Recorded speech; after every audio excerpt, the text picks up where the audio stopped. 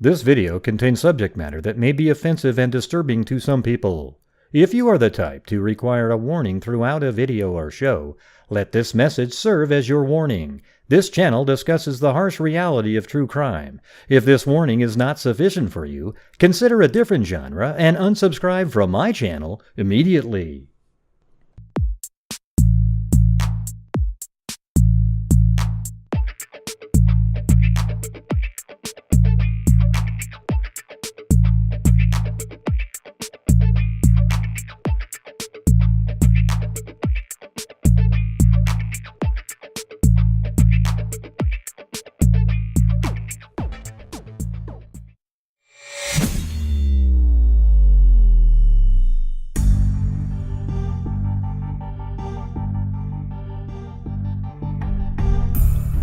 Hello, freaks. Alright. Well, what do you guys think of the video? Nobody's watched it, but I mean, it's incredible. It's probably one of the better videos made on the Nicola Bulley case, but you know, barely anybody's seen it. I don't know what the algorithm is. I guess I didn't get the right keywords or whatever the hell it was. Thank you, Brianna25. It's always nice to get a super chat right when the show starts. Makes you feel like you're moving forward.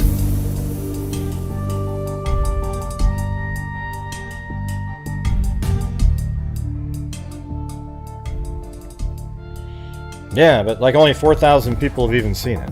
You know, like all the Idaho 4 ones have 80,000, 90,000, 100,000 views. Other people making the videos. I even put it out where people on the UK could see it. Channel support, Ocean Wave. You know what I mean? So, it's weird.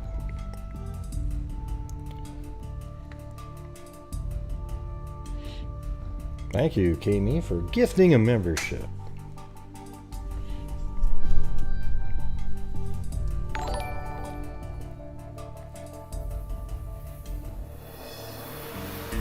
She said, starting this night off right. Channel support wave. Well, nobody joined your wave there.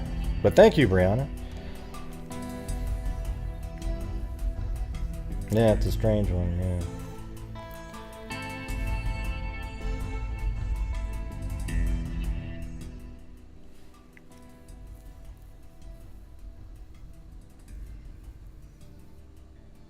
yeah. Yeah.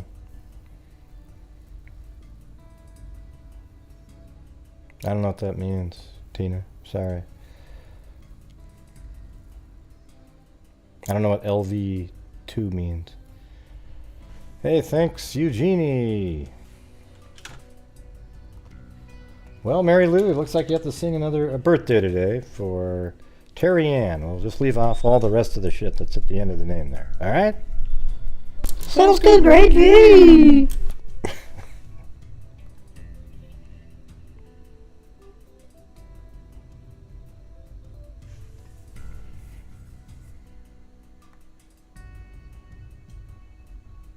I don't know where. There's Mary Lou right there. There she is. Thanks, Kami. All right, Mary Lou, you got to sing for Terry Ann's birthday. You mean Terry Ann HLV11? That one? Yeah, that one. It's a crazy name, but yes, that's the one that you're singing for. Okay, here we go. Happy birthday to Terry Ann HLV11. Happy birthday to Terry Ann HLV11.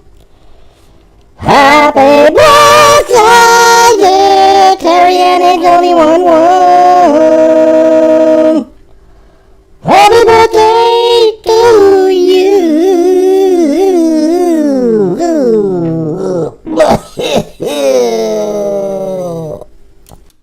Wow, you sounded absolutely terrible. Thanks, Gray. Hey, no problem. No problem at all. Yeah, there you go.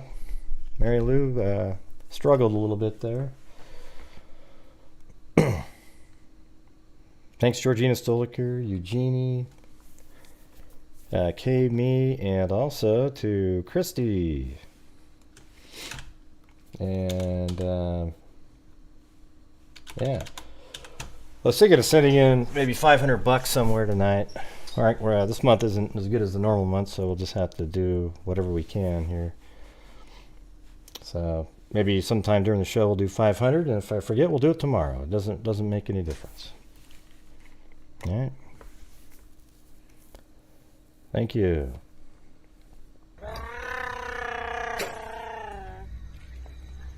Chewbacca? Oh, I'll do Chewbacca if you want me to. Thank you, Kathy Friedenmaker.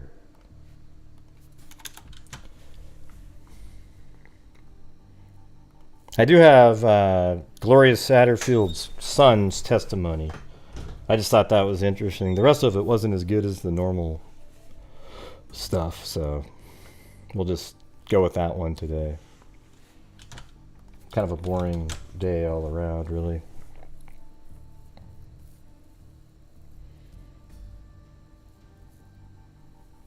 I don't know. What's wrong with that, Claire? I don't know why she needs a GoFundMe. I mean, I'm not. What's the point of it? It wasn't like she's a victim of anybody. Well, who started the GoFundMe? I guess that's what would be. If it's somebody related to her, then it would bother me a little bit.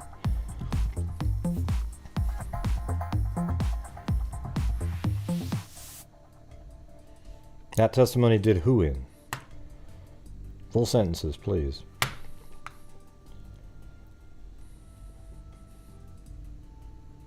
Well, I thought that was pretty good. Yeah, because, yeah, this is the only part that was sort of the drama part, was that Buster and some other family members were actually slipping drugs to Alex. What in the hell? To Alex up there. And so they were moved back halfway. I think they should have been banned from the trial at that point. But then there would have been grounds for an appeal because the emotional support wasn't in the background. Well, you don't think I think it makes it look worse that they were moved back. Now it makes it look like, well, the jury doesn't know why they were moved back, so they probably think, oh shit, they're distancing themselves. There's the ground for appeal. Well, the thing is, when they were giving him his drugs, the ones that he's supposed to be taking, we just had to slip it to him with my hand. It made it look like we distanced ourselves from him, so it therefore prejudiced the jury, and they thought we were buying into the state's narrative. You know how that's going to go. One part that was pretty funny in the part that you won't be seeing was the bank was talking about deposits and everything, and the prosecution said, so what's his balance? And he goes, negative $380,000, something like that. Then he said, what's that number there? And the guy said, a $5 overdraft charge. And he only brought that up because it's freaking hilarious, right? I mean, a $5 overdraft charge on $380,000 negative. It was pretty funny. Even Harpoolian laughed too. I mean, it was like they all laughed at it. It was pretty good. It showed that the prosecutor had a sense of humor. Dry, albeit, but not bad. Also, thank you, Brandy Clary and Dana Prevost and Victoria Wells on the video, and those other two were from PayPal, so thank you.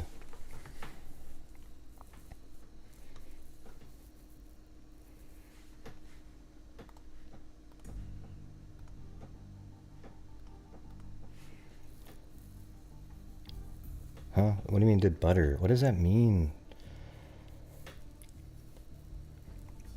No, I don't think you're allowed to transfer drugs. I don't know why they were allowed to stay in there, is what I'm trying to say, but I guess you could make it seem like the family deserted him, therefore it would give a hint to the jury that, oh wow, they think he's guilty too. And it's probably not like, heroin or some shit like that. Yeah, well, just go look it up, Cindy. I got to move on to something else.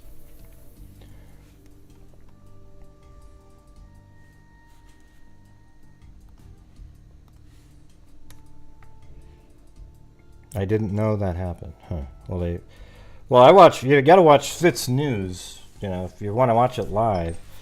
And then they have, every time there's a break, those people come out and they talk. And they've been following the case since the boat wreck. So they're way more credible than Court TV that everybody thinks are so cool to watch every single day. Ooh, I watch Court TV, yay! I mean, the same clowns every single day with the same takes on every freaking case.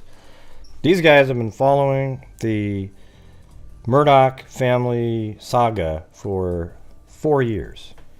Okay? So you should be watching Fitz News. Support them when they're... And I'm not even part of anything related to them. I can just tell legitimate shit when you see it. Okay? Those guys know exactly what they're talking about. They've followed it since the beginning. All right? But you guys can sit there and just keep watching Court TV. They're just, all they do is they're just churning out live after live stream with the same talking heads over and over and over again with nothing original whatsoever. All right?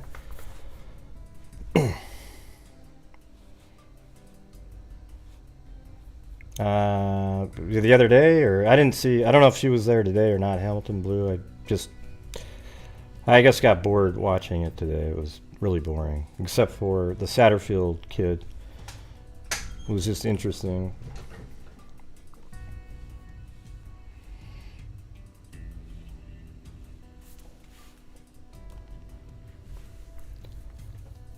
Yeah, I recommend trying Fitz News just one time. They don't have the 4 different camera angles. They just have one. Maybe you have to pay for all the different angles. I don't know how it works, but...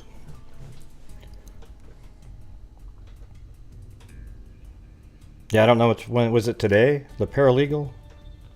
Or are you talking about... I guess, what time is she on? Maybe we can go... I don't have it. I can't show it.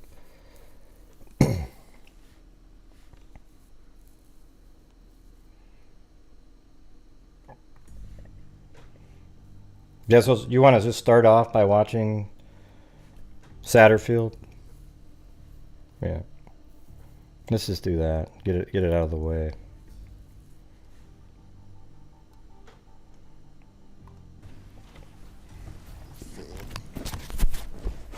My name is Michael Satterfield. My last name is spelled Satterfield. Mr. Satterfield, how you doing today? Good, how are you? I'm good. Tell the jury just a little bit about yourself. Where'd you grow up, and what do you do for a living? I grew up in Hampton, live in Beaufort, and I work at Beaufort Memorial Hospital. Okay. Awesome. And court reporter's taking stuff down there. I'm really known for talking fast too, but let's slow it down so they can get everything down.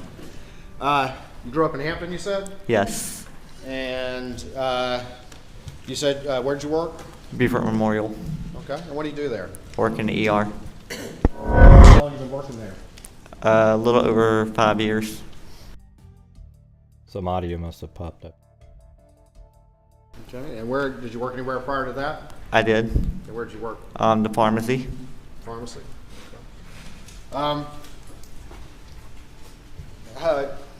Who's your mom? Gloria Satterfield. Gloria Satterfield. And is your mom still with us? She's not. And when did she pass? February 26, 2018. And do you have a sibling? I do. And what's his name? Brian. Where'd your mom pass? In the hospital. Did something happen to her? Yes. Tell the jury what happened to her. She had a trip and fall. And where did that occur? I'm not sure the exact date that occurred. But where? I'm sorry. At Moselle in Colleton County. Okay. Was she working for the Murdaugh family? She was. And what did she do for them? She was their housekeeper, babysat for them, and anything else they needed. Babysat, whatever they needed? Yes. Housekeeper? How long did she work for them? A little over 20 years. I'm not sure the exact amount. 20 years. During that time, did you get to know the Murdaugh family? I did. Did you get to know the defendant, Alec Murdaugh? I did. Do you see him here in the courtroom today? I do. Can you point him out to the for the jury? Can the record reflect he's identified the defendant? Your mom worked for this family for 20 years, babysitting. She helped raise the children. Yes. Did you get to know Maggie? A little bit, yes. Did you get to know Paul or Buster at all? A little bit, yes. And you got to know Alec? Right? Yes. You said your mom had a trip and fall at Moselle at their property? Yes. And she go to the hospital? Yes. Was she ever able to tell you how she tripped or anything like that? No. How long was she in the hospital before she passed away? Give and take 4, 5 weeks, somewhere up in there. After she passed away, did you, was there a funeral? Yes. And after the funeral, did people go to somebody's house and visit like people do? Yes. At any point in time during that funeral or thereabouts, did you have a conversation with the defendant over there? Yes. And what? Objecting to questions by Mr. Water that respond with a yes or no. Those are typically leading questions. Not that I'm concerned about these questions, I just don't want my lack of objection to lead to somebody's belief that he can ask questions that respond with a yes or a no. Mr. Waters? I think my question did not suggest the answer. It said, did you have a conversation? And my next question was, what was that conversation? So what was that question, what was that conversation you had with the defendant at the funeral or thereabouts? If I remember correctly, I'm gonna kind of take care of you boys and kind of, you know, He was going to do what? I'm sorry? take care of you boys. All right. Did he say how he was going to do that? Partially, yes. And what did he say? He was gonna file a claim against his insurance company. He's going to what? File a claim against his insurance company. His insurance company? Yes. Did he say, Thanks, Mike D. Also, if you guys would like to help out the channel, every single night we raise funds to help support the channel, and I try to donate at least minimum of 50% of the net revenue. This month it might be right on the 50%, okay, because it's not been the greatest the last 4 or 5 days, so if you guys could figure out a way to help support it, that'd be awesome. Thanks. how much coverage there was? Like 505,000, I believe. 505,000? Yes. And did he say anything about how much money Thanks, he may Nicole. receive? The goal was to get me and my brother Brian at least $100,000 apiece. And did any other bills need to be taken care of? The medical bills.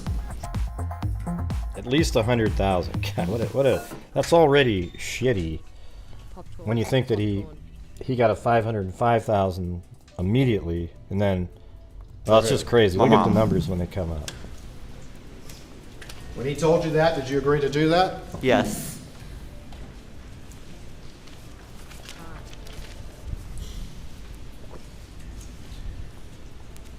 Did you view the defendant as your lawyer? Yes. Did you go and meet with him about it? Yes. Did he tell you about what to do with any paperwork you may receive? Any paperwork or bills or anything, just send them to him.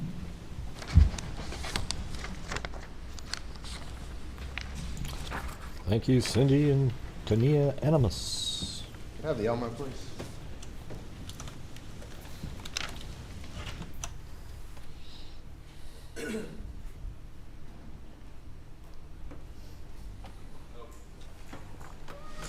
No objection subject to our previously made objection. All right. Is that something you're offering into evidence? I'm going to show it to the witness, but yes, sir. Yeah, I'll offer States 372 into evidence. Yes, sir.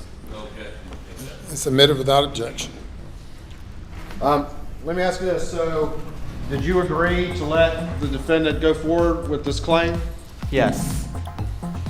And I'd asked you whether or not what he told you to do about paperwork, and I'm going to show you what's been marked as Exhibit 372 to your testimony. Do you recognize that? Yes. Tell the jury what that is, please. This is a cover sheet that I sent him with, I believe behind it was like a hospital bill and some kind of other important paperwork. Okay. So you had received some paperwork in the mail? Yes, And did you handwrite this? I did. All right. And who did you send this to? Alex Murdaugh. Put it up on the screen. You know, it sucks too because the kid was like, when he's trying to communicate with Alex, he's like, "Hey, you know, I want to see what you're doing," but you know, honestly, you know, he's probably getting a hold of him because he wants to see how the settlement's going. And Alex is just playing along. Hey, it's kind of complicated. It's just an absolute monster, you know.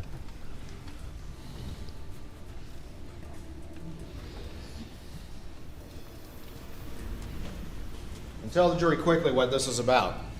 Can you see it on the screen? I can bring it back to you if you need. Okay. So this is a cover sheet that I attached to the documents that I sent Alex. Okay. And what kind of documents? Do you remember what kind they were? One was a hospital bill, and one was from the trailer company, I believe. I don't recall exactly what it was. The trailer company for who? My mom. For your mom. And the hospital bill for who? Yes, my mom. Your mom. And you sent these to him because they were relevant to the case? Yes. At any point in time, did you, as this case was developing, did you go and meet with the defendant at his office? Yes. Did he have any paperwork for you? Yes. Did he get you to sign some paperwork? Yes. Thanks, Kim Christian. Did you become the personal representative of your mom's estate? I did.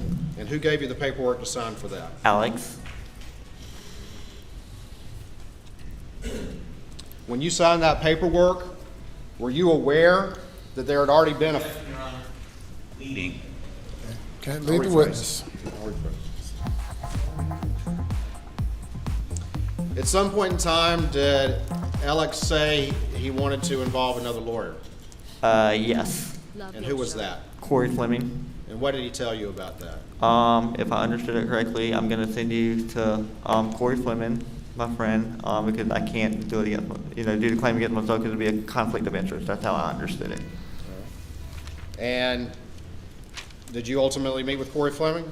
Yes. How many times did you meet with him? If I recall correctly, maybe once or twice.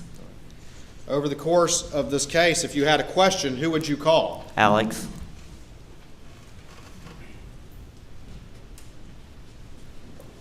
At some point, did the defendant, Alec, have a conversation with you about letting someone else be PR? Yes. And what was that conversation? That I should let somebody else be PR because based on he's a businessman and it would be hard for the insurance to go up against somebody like that. Okay. And who told you that? Alex. And what did you say to that? Yes. All right. And did somebody else get involved at this Thank you, point? Lisa Murphy. Yes. And who was that? The PR, Chad West. Thanks, Gray, for the premiere today. It was awesome, as always. Hey, thank you. I think I need to do more videos, you guys. Problem is, it takes so much time that it's hard to prepare for the show. It's weird. It's like this double edge. I wish there was 2 days in every day. Endorf. At that point in time, did you sign any paperwork for him to become PR? Chad? I did. All right. And who brought you that paperwork? I believe I signed it at Alex's office or either I went to the bank. I can't recall. And at that point in time, were you aware of any recovery in the case? No. Thank you, Caligal 3. Were you aware a recovery had already been received in the case? No. Did anyone at that time tell you there was already $505,000 that had been recovered? No.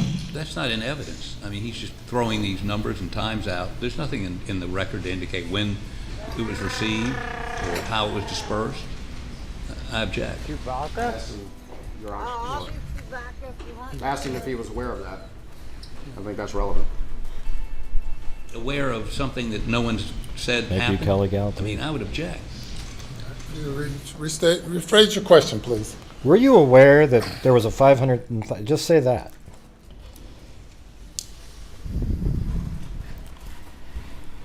Did Alec tell you there had been a recovery of $505,000 already in the case at that time? Something No. like that. Did he ever tell you there had been a recovery of $505,000 at that time? No. Hi, you got to start over and made it better. Was there a recovery at that time of $505,000 as you come to find out? Later on. Later on you found out? Yes. And did he ever pay you one dime? No.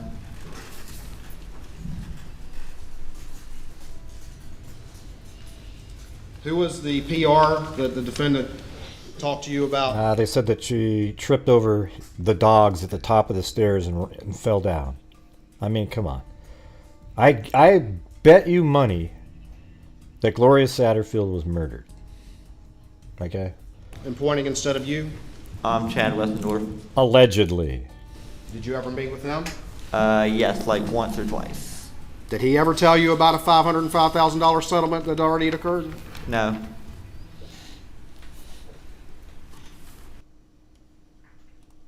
Did the defendant ever tell you that he also had a $5 million umbrella policy?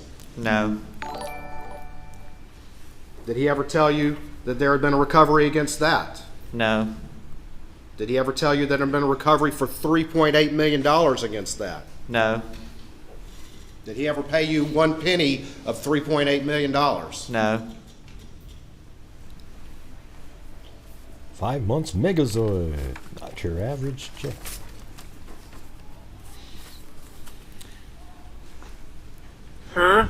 As the months went on and moving into the early part of June 2021, would you periodically have conversations with Alec about the case? Yes.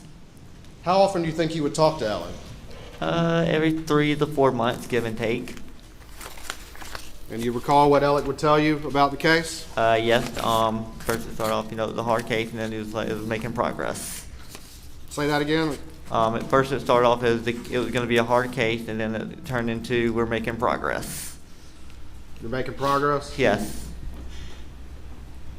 And what had the defendant told you about the most that you could recover? What did he tell you at least? Nothing. I'm going to show you what's been marked as State's Exhibit 463 to your testimony and see if you recognize that document. Yes, I do. And what are those? These are text messages between me and Alex. Your Honor, this time I would move States 463 and 453, excuse me, into evidence. Subject to previous objections, no objection. Okay, it's admitted.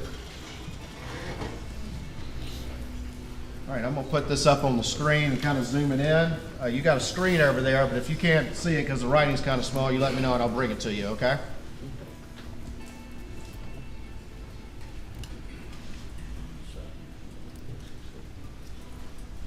Do you recognize that's on the screen right now?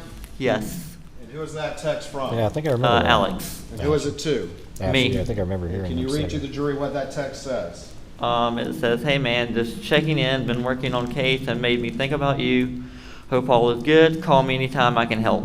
And what was the date of that text? April 12th, 2021 at 12:47. That's Alex just like pretending to still give a shit. All right. I'm going to go to this next one. Do you recognize that text? Yes. And who is that from? That is from me to Alex responding to his text. All right. And read that text to the jury once you sent. That text says, hey man, I'm doing good. By the way, how's the case going? Just curious. But how are you? I'll show you this next text. Do you recognize that? Yes. And who is that from? That is from Alex to me. All right. And can you read that to the jury? Finally getting some movement. Still a ways to go. Doing good. Was just thinking about and thought I'd check in. Hope to see you soon. Still a ways to go is what he said? All Yes. the while robbing him blind At that behind his point in back. time, did he tell you there had already been 2 recoveries in the case? No.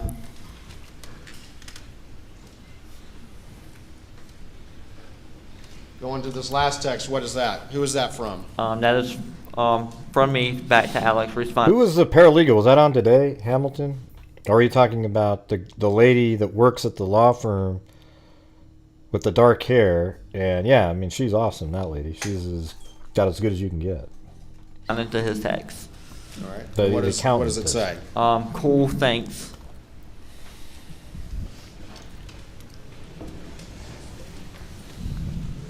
Yeah, let me go back. I missed that. Is 454 to your testimony? Is that some records you've been? That is from Alex to me. All right, and can you read that to the jury? Finally getting some movement, still a ways to go, doing good, was just thinking about and thought I'd check in. Wow. Hope to see you soon. Oh, I didn't see it. Maybe. Still a ways to go is what he said? Yes. So there's At a that point Becky in or a time, did he Net? tell Which you one there'd is? already been 2 recoveries in the case? No.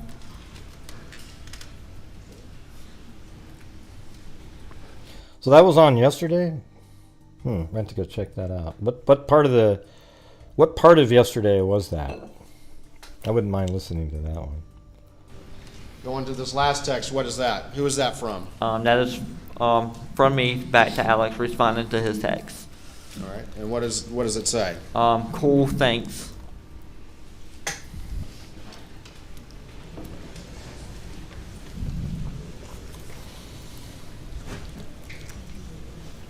Around this point in time, so we're in the late spring of 2021, had you become aware of any media reporting about there actually being a settlement in your mother's case? Yes, somebody sent me a text or something saying a legal document, but I can't remember who sent it to me. All right. And you can't remember who sent it to you? Yes, that's correct. Did that cause you to reach out to the defendant and ask the status of the case? Yes. Do you remember roughly when that was? I believe in June. Okay. And do you remember if that was before or after the murders in this particular case? I believe that was after. Okay. And have you seen some records since the previous time in talking about this? Previous to the call, no. Let me show you what's been marked as 454 to your testimony. Way before That's Mallory. the records you've been provided. Yes. And there's just some records of phone calls between you and Alec Yes. on June 22nd. Yes.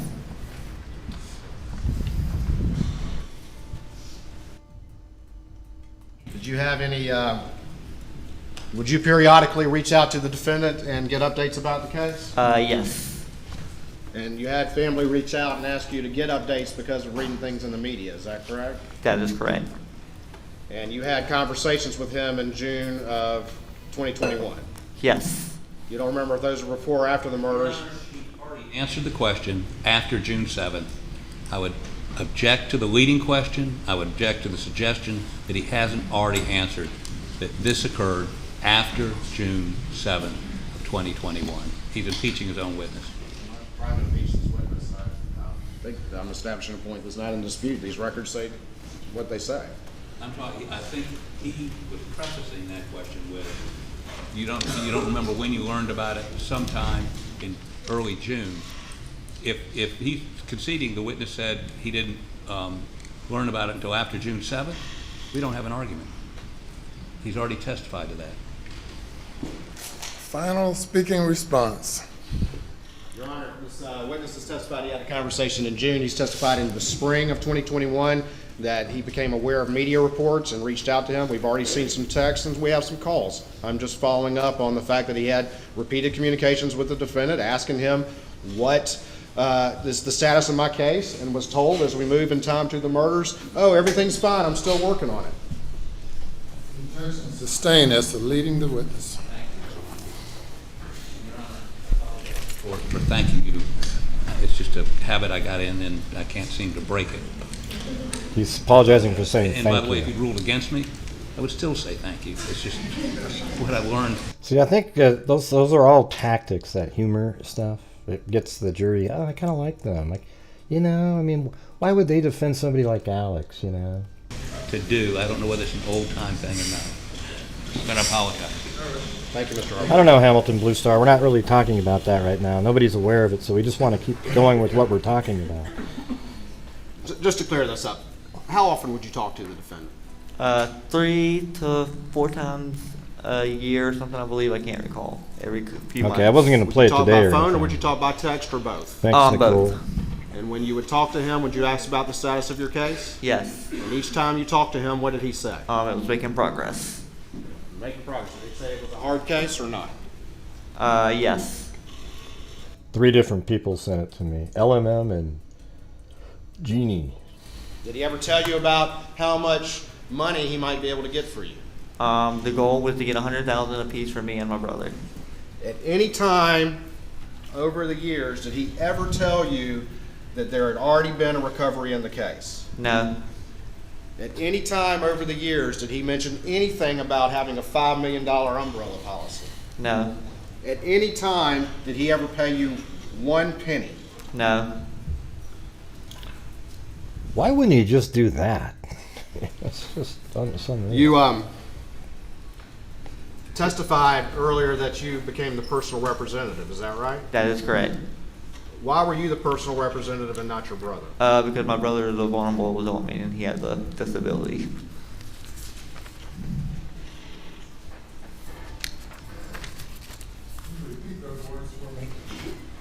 That my brother, he's a vulnerable adult, so he's not able to function as a normal human being to be doing stuff like that. He's a vulnerable adult. Yes. Vulnerable, okay. After the murders happened, at some point after that, did you go seek, or did you and your family go seek additional representation about this matter? Yes. And who did y'all eventually go to? My aunt and my uncle went to Mark Tinsley, and then they sent us to Eric Bland. And are you aware of there being a confession of judgment in your case against the defendant for those missing recoveries? Welcome, Yes. Tracy McCumber.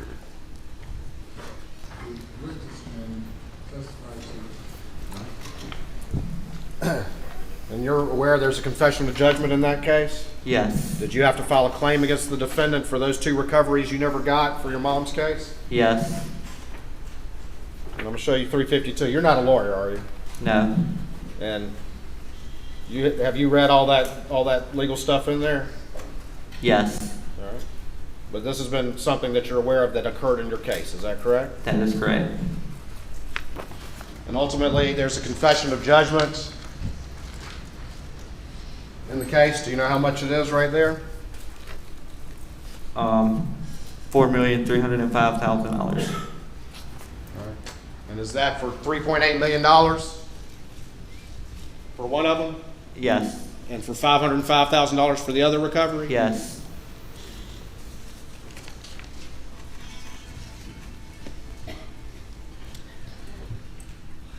When the defendant came to you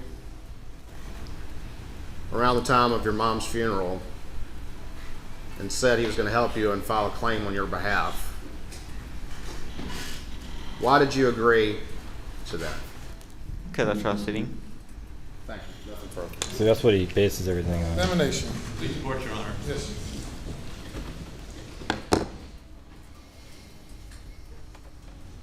Your name is Tony. Yes, sir. May I call you Tony rather than Mr. Satterfield? Absolutely. Oh, see, he's really caring. Make this a little quicker. Between your name and my name, it might add a little bit to this clause. Well, you already So, wasted more time Let me ask you a few questions explaining about that. your mother's death, and I apologize if in any way this brings back bad memories. I apologize. Y'all filed a lawsuit or made a claim against, basically Alec told you he would be the defendant. You'd be suing him, right? Yes. Okay. And it was based on some dogs tripping your mom as she was going down the stairs. Is that right? That's what they said, yes. Okay. But the only person that represented dogs tripped your mother going down the stairs was Alex, right? Yes. Okay. So, without his assertion, if she just fell down the stairs, there'd be no lawsuit, right?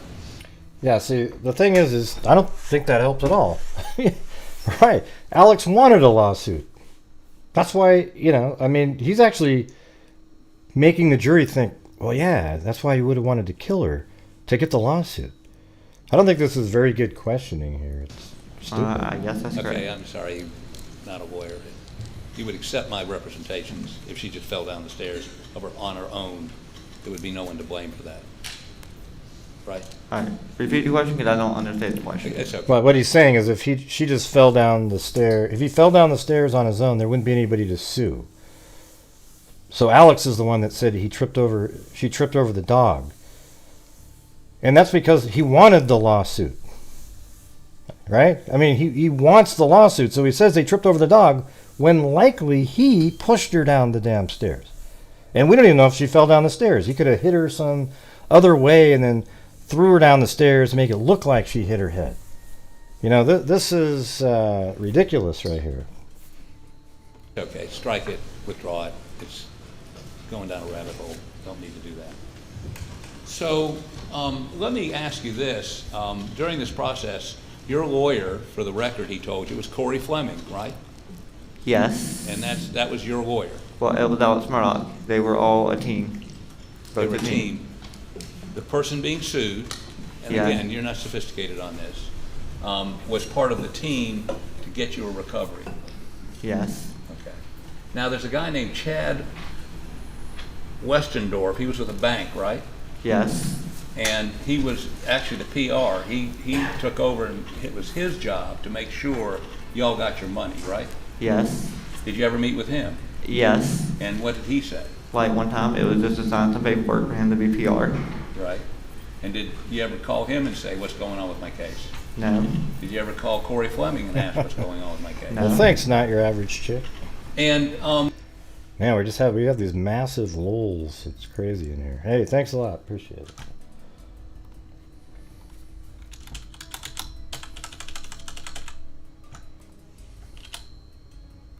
And I'm using my calculator right now.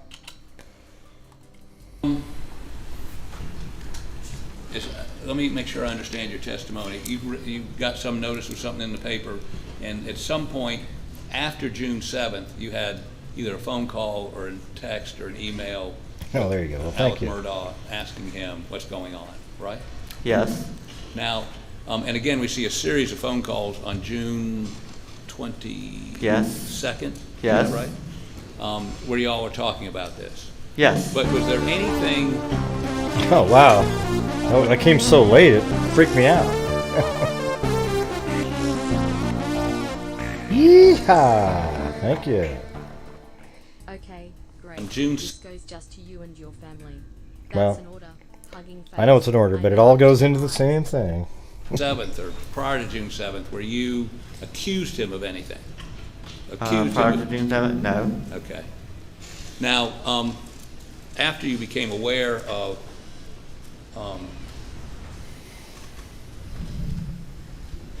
well, we saw just a moment ago a confession of judgment where Alec Murdaugh admitted that he owed you $3 million.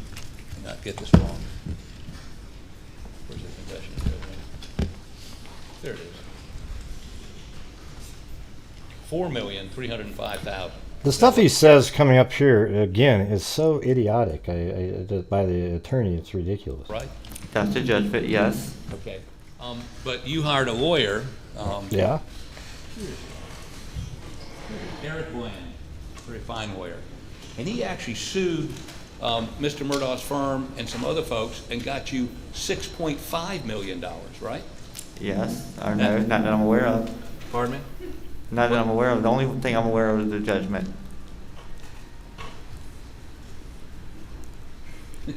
So Mr. Bland didn't tell you about the 6.5 So what are you laughing at him? Or, $5 million? Yes. Okay, I'm sorry. I'm just trying to make sure history's not repeating itself here. I think you just misunderstood what he said. And so you actually recovered $6.5 million, which would be a couple $1 million more than you would have gotten had you received This is so stupid. the money that Alex took, right? Yes. What does that have to do with anything? What does that have to do with shit? Right? What he's saying right there. Oh, hey. Listen, you look at the next sentence though first. Okay. Here it is. The whole being made whole. She's been made more than whole for that long. No. His mom died. Okay, so he wasn't made more than whole. What it was is your dirtbag client that you've got sitting over there didn't pay him his $4.5 million that he should have got, and he had to end up suing. And he was fortunate to win more because they realized how egregious it was. Okay? And so that's the truth. Hopefully the jury sitting over there goes, yeah, wow, that was ludicrous. Yes. 2 million more than you would have gotten had he not. Oh, so you may not like a bandit. Okay. Hey, listen. My client's great. Alex Murdaugh is freaking a hero to you. Because without him stealing the money from you, you wouldn't have got the extra 2 million. He is amazing. Yay! Woo! Yes! Alex Murdaugh! Alex! He's the greatest person in the world because he gave you an extra 2 million. Wow! You should be thanking Alex Murdaugh. Yes. Okay. Now, sort of the last question that I think I have for you. But I wish the attorney would get up and say that. So, did it seem like the last attorney was wanting you to thank Alex for getting him the extra 2 million by swindling you?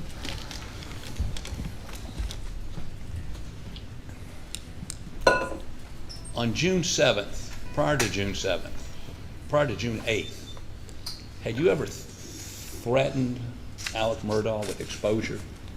All right, could you repeat the question again? Prior to June 8th, 2021, did you ever threaten Alex Murdaugh saying, I know you stole my money?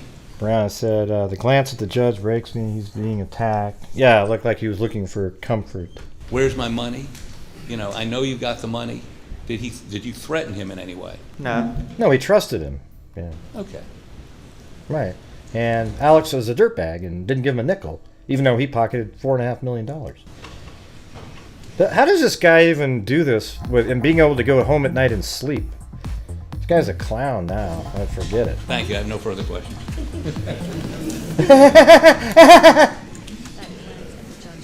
What the hell's funny about that? Thank you. Going back to, excuse me, get the right exhibit.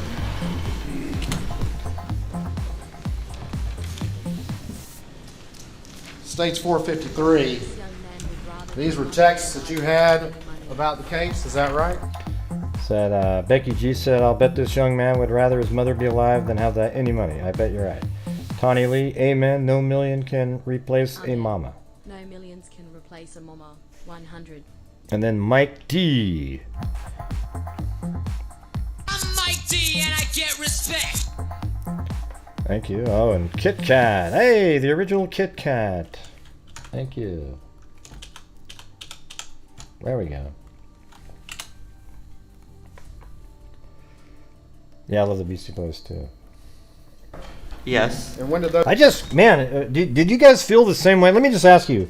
Do you think the jury was hearing what we just heard, or was it me sort of, you know, the way I described what I was hearing? You know what I mean? It just, to me, that was just disgusting, the way he talked right there. I mean, it was just unbelievable. I mean, he's sitting there saying, so you were made more than whole, okay?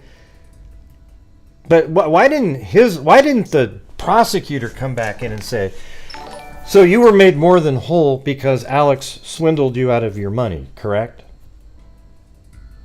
I mean, the prosecutor kind of sucked right there. That's what he should have been saying. I mean, how come his mind didn't think of saying that right then?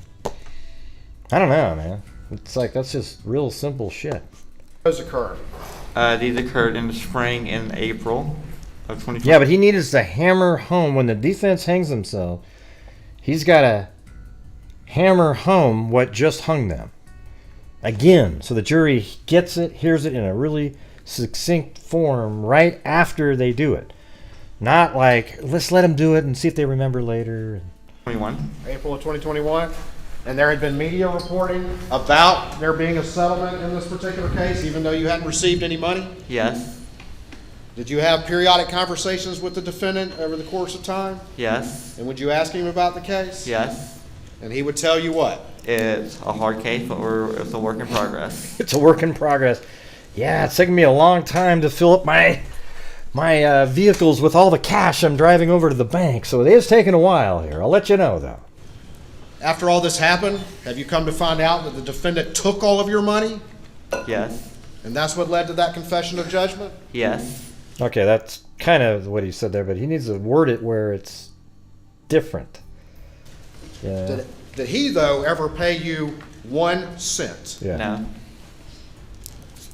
You were asked about Corey Fleming, and I think you said they were all a team. Is that right? Yes.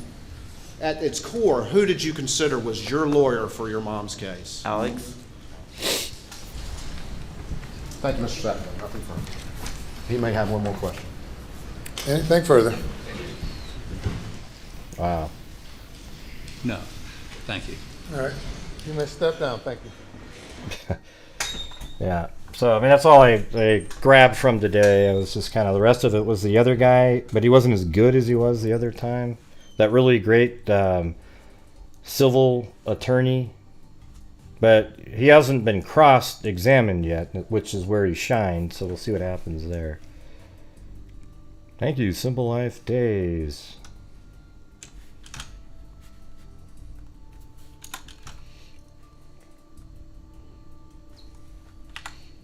Okay, now we do have a few notebooks left, everybody. I got to show you. Okay, so for people who haven't seen them, this is what they look like. Hold on a second. So right there, see? I don't have my hat on backwards and didn't shave today, sorry. But look at it. So it's, you know, the notebook, it's thicker now. See that? All the pages. Plus, I send you 2 pens. The red pen that says freak on it, or the black one, and then the red one too, right here, that says freak. So I put the red one in the, usually in the circle part over here, and then the black one goes in this handy dandy, very sturdy strap. I mean, these notebooks are 10 times sturdier, I think, than the last one. All right, to get those, it's $25 on PayPal, then I ship it over to you. Usually write a little note in there, you know, it's hard to come up with every, you know, thousands of variations of it or whatever, but so there you go. Not really sure how to just ship pens. I guess it would work kind of the same way, wouldn't it? Just weigh it, ship it off. You don't want another note? You don't want a notebook, Kit Kat? Yeah. All right.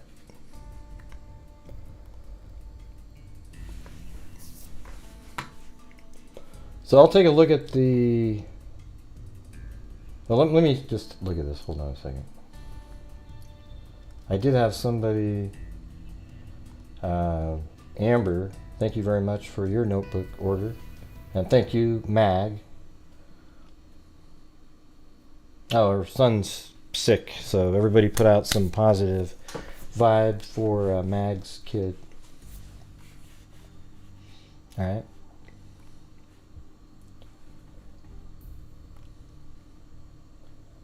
Okay, that's on.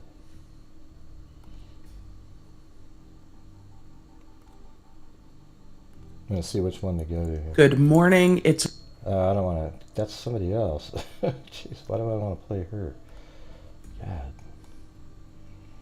I don't know. I'll go check out the paralegal for Alex at some point. Maybe we'll do it tomorrow or something.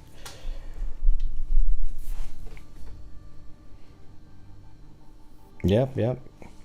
Well, this one's the same one, but it's a little thicker, Kit Kat. But yeah, you have the original one, yep. But it might run out, see? Yeah, let me see if I can find something. Hold on.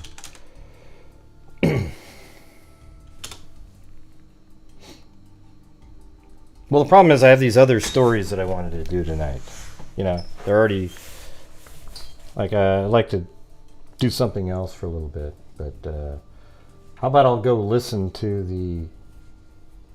I'll record that for tomorrow. What was unbelievable? The way the...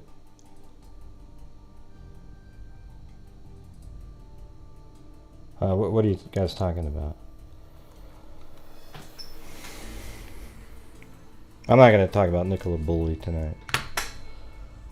Just, you know, I'm not in the algorithm. It doesn't do anything. We've already discussed every single part of the case, and, you know, there's a lot of weird shit that people are posting now. Now there's like Bullhorn Betty types walking around the streets at night. Hey, oh, look at this guy. He was mean. Oh, they're screaming and yelling. It's ridiculous. Oh, yeah. I heard that he flipped off Kinsley, the lawyer, and then... but that's one of the reasons Buster got moved back, too. I mean, they're just... Buster is a psycho, allegedly. Just look at him. God.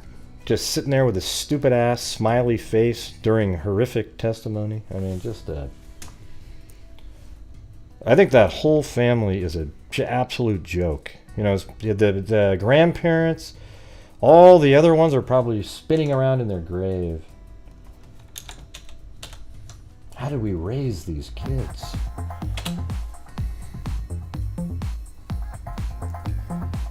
I don't feel bad. The only person I feel bad for is Maggie.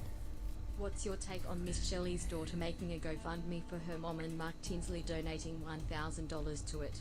And now Tinsley's testifying? Oh, yeah, I heard about that. I don't know. Why not?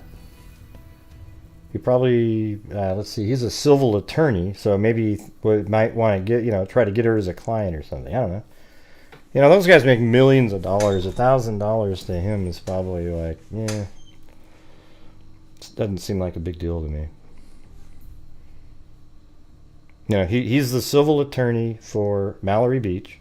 That's what his testimony was about. And really, I don't know how that would even make him... It's just like in politics, these people give donations to various parties and, just is what it is.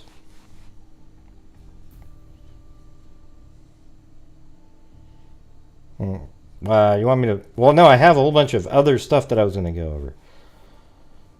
You want me to play it again here, the one from earlier? I mean, I can. Then we'll get on to something else.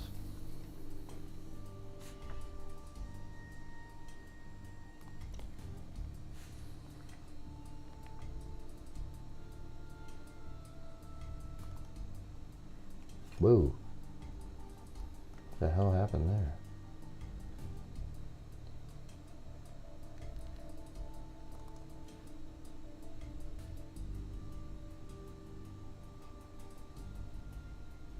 I mean, what do you guys, what are we supposed to find out currently about Nicola Bulley? See, this is where I was in the April Tinsley case. As soon as you go over it, then you go, okay, what's next?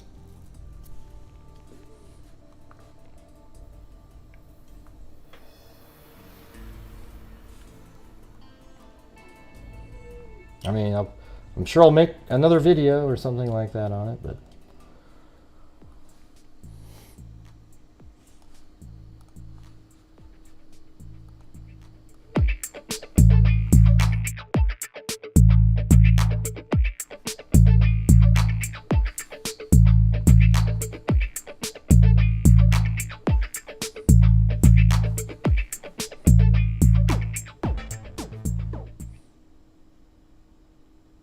Hello, this is Grant Hughes of Grant Hughes Investigates on YouTube.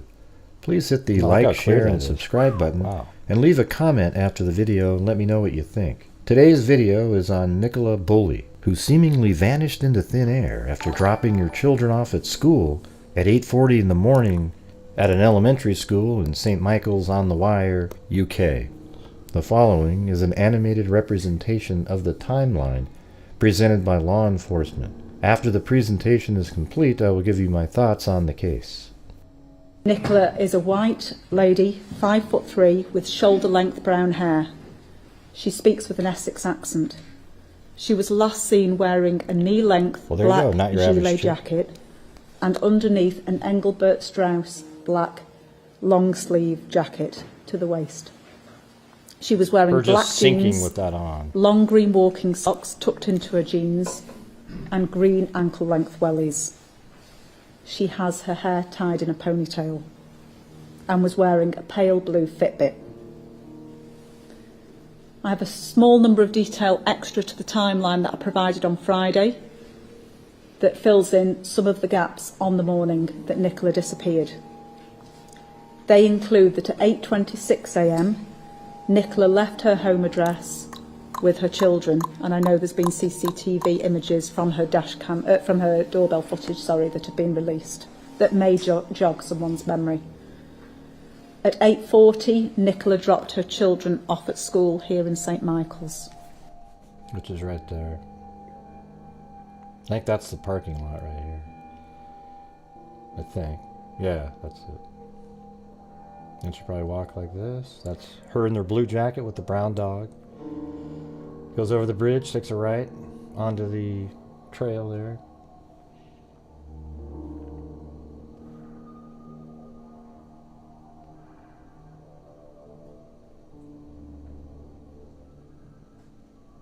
At 8:43, she was seen on the river path towards the gate. I don't know, Kevin. I mean, what kind of comment is that? Those always seem like passive-aggressive type comments. You know, like, why do you need to throw that comment in there, Kevin? Now, let's just pause the show. What's the point of that comment there? You know, I thought maybe people wanted to see a 3D rendition of it. But let me just ask what your point is in saying that, Kevin. Go ahead. We're just going to pause the show. Everybody's going to wait. We'll wait for your response. Somebody just asked me to play this again right now. Yeah, it's just a rude idiot, you know. Just go do something else, Kevin. I don't give a shit if you've been here, you've been a member, or anything like that. It doesn't bother me at all. But comments like that are just ridiculous. And the bench on the lower field. Thanks, Jeff.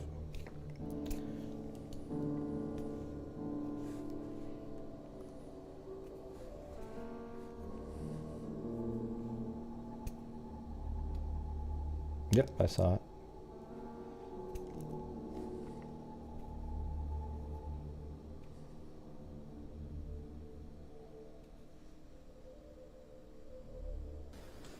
At 8:47, someone who knows Nicola saw her walking along the lower field with her dog.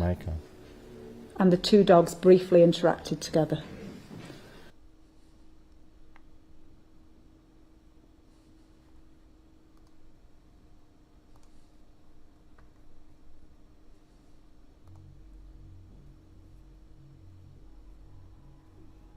No, I must have understood you, Kevin. I understood exactly At what you wrote. 8:53, she sent an email to her boss.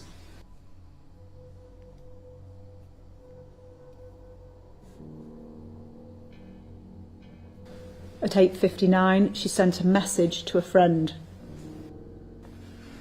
At 9:01, she logged onto a Teams call.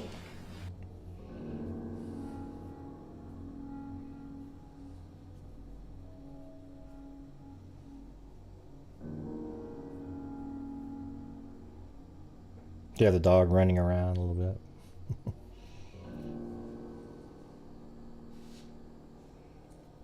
And at 9:10, we have the last confirmed sighting of Nicola on the upper field walking her dog.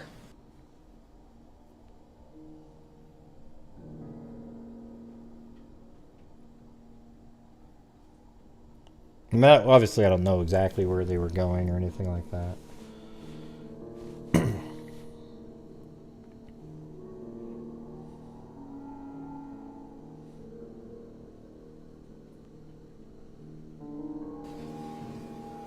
We know from telephony work that her phone was located on the bench at 9:20. The analysis of the telephone, you know, whether it's pinging data, information on the phone itself.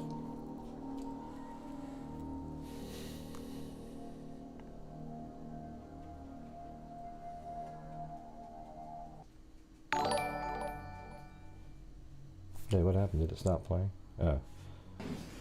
I was just waiting. At 9:30, the Teams call ended, but Nicola's phone stayed logged in. And at 9:33, approximately, her phone and her dog were found by another witness who doesn't know her.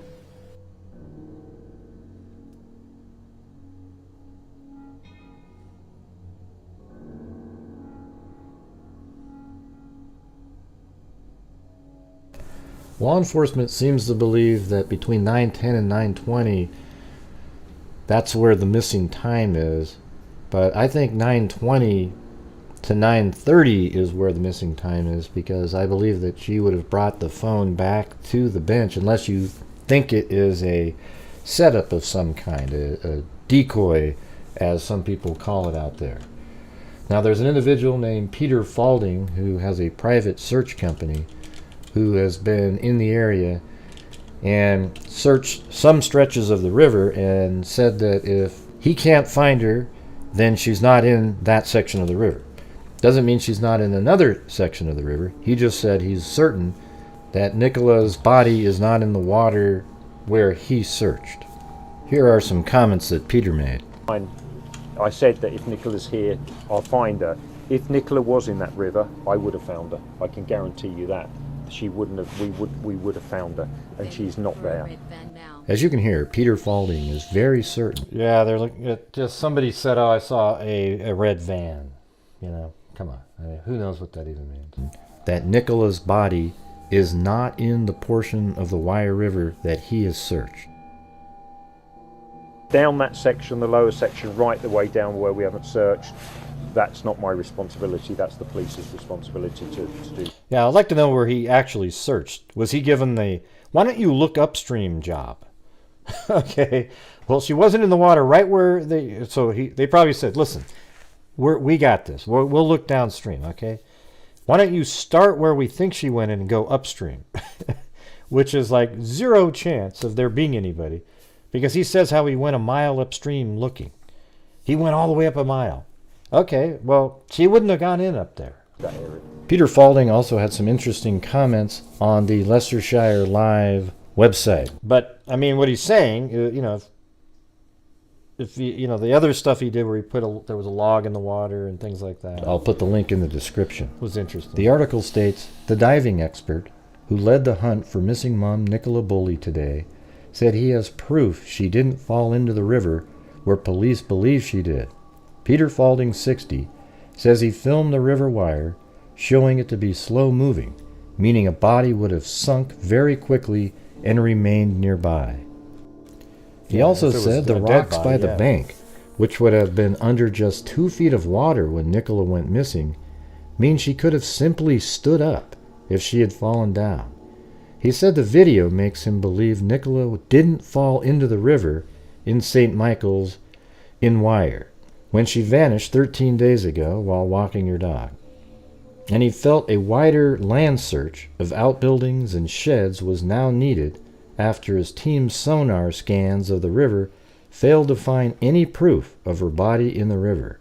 Mr. Falding, drafted in to help Lancashire police efforts, called off his search on Wednesday after his team found no trace of her using its advanced sonar equipment. But when police probing her disappearance say they believe she fell in, he believes a barely moving log on the water blows their theory apart, he said. The logs... Yeah, I don't have any strong opinion on anything currently in this case on where she went or anything like that. I have no idea. There's nothing pointing to anything because there's no information. Stayed at that point for 20 minutes, and it actually spiraled and went up 6 feet. There's lack of information. And came back to the same place. The river on the day was slightly higher. It was about a foot higher, but I'd be very surprised in my experience if she was there, as a body usually goes to the bottom very quickly. If Nicola slipped down the bank, she would have landed in about 2 feet of water, but onto rocks, and she could have stood up. Later in the article, Falding states that the family thanked us for being here. They said, "You've given us confidence now," and his belief is that Nicola has not gone in that river. How could somebody have abducted her? We've gone about a mile upstream, which is way up the search area, and ruled there is nothing in that section of the river. If you start putting the pieces of the jigsaw puzzle together, it's very strange, and it would need an extremely strong current on the day to take her so quickly over the weir before the police arrived. And if she was floating, she would have been seen by the public or landed elsewhere, and there's just no sign of this poor lady. So let's discuss what might be going on here. We know that Nicola was last seen. I mean, there's also areas over here where there's cameras and it didn't detect her. I guess there was a couple, a way out where there's no camera. At around 9:10 a.m. by somebody that knows her. Whether that time is 100% accurate, we don't know. Then at 9:20, her phone is on the bench over here. Now, she had previously logged into a team meeting, as we heard in the press conference, at 9 o'clock, and the meeting was over at 9:30. So she likely was holding the phone and had it on her and listening to the meeting as she was walking her dog Willow. Then she walks back to the bench, perhaps to then put the harness back on her dog to walk the trail back to her car. But somehow in that small amount of time between 9:20 and 9:30, she went missing. Now keep in mind, Nicola was apparently a very good swimmer. Her dog was... What do you mean, did I see how big the area was? I'm looking at it. It was dry. The harness is something that they would often take off when bringing the dog to the... No, her car was parked at the school. It's a very short walk to get there. And this is a small area here. It's not big at all. Two fields, because it's locked in. There's a gate that goes all the way around, and then water protects the other borders. So you can just take the harness off and let the dog run freely. And that's why it's interesting that the harness is on the ground between the water and the bench. It seems like she was maybe about to try to put the harness on the dog, and something happened right at that point. And her phone was found on the bench. Yeah, it's like less and less likely she's in the river after it's been so long. Unless she was outside the zone they searched immediately, and she drifted way farther down, and then they haven't caught up to her yet. And maybe they won't. I mean, that's a possibility, but it doesn't sound like the river was even moving very fast. The phone being on the bench, thanks, Francine, implies, unless there's a nefarious decoy reason for putting the phone there, that she made her way back to the bench with her dog Willow. The harness is between the bench and the river, which makes me believe that... I mean, don't you guys think that she... Unless that somebody was really just cunningly planned it out, that she made it back to the bench with her phone and likely sat it on the bench. And it looks like she has the harness out now, because she obviously would have carried the harness and the phone as she walked around. You're not just going to set it somewhere. She has those, you just roll the harness up, put it in one of those pockets. And then the phone, she's listening to the meeting. Then she makes it all the way back to the bench. And then something happened to her when she got to the bench. Well, the harness was in between the bench and the river, so it was closer to the river, yeah. She perhaps set the phone down and was sitting there still listening, because the meeting was going to go on for another 10 minutes or so. And she was then going to put the harness back on her dog, but in that small window of time, she vanished. This makes it possible that somebody could have abducted her, but it seems very unlikely. I mean, she could have left her dog in here and it wouldn't be able to really get out. I think this is all sealed in here. Fence all the way around like this to here, and even like down in, you can't get around it. So the dog was basically shut in.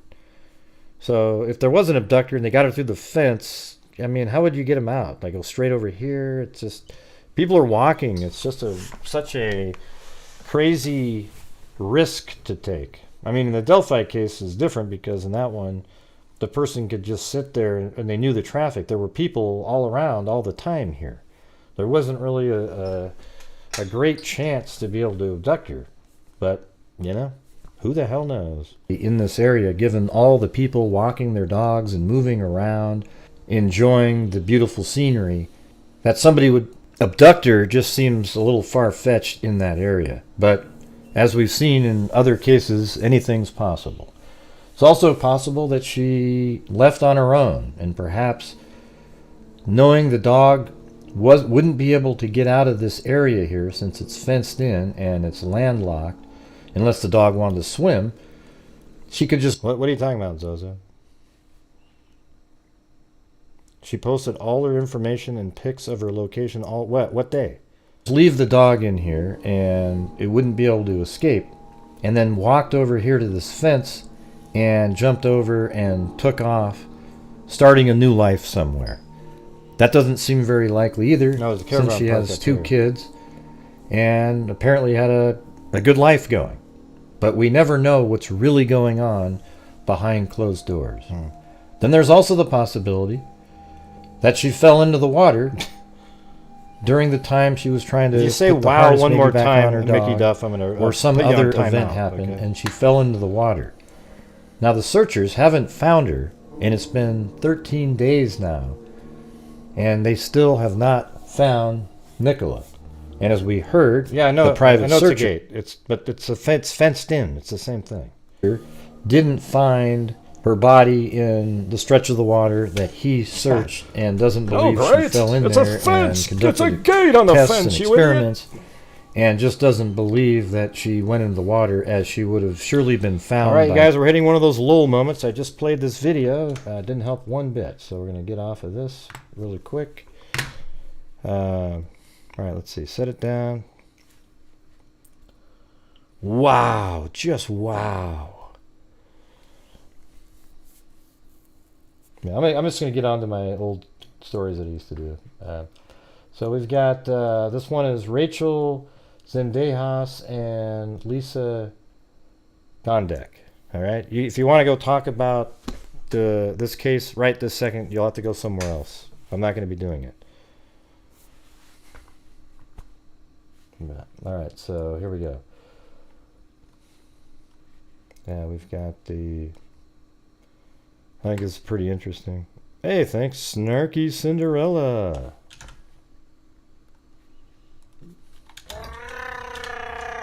And also to Ashy Snow. I'll be back if you want me to.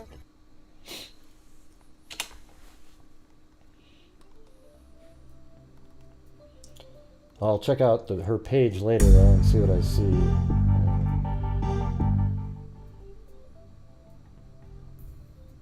Yeah, maybe somebody was watching her social media. Who knows? All right, but I just want to do something else for a little bit, you guys. I spent like hours putting these things together, and then we just got stuck on the same thing over and over and over again.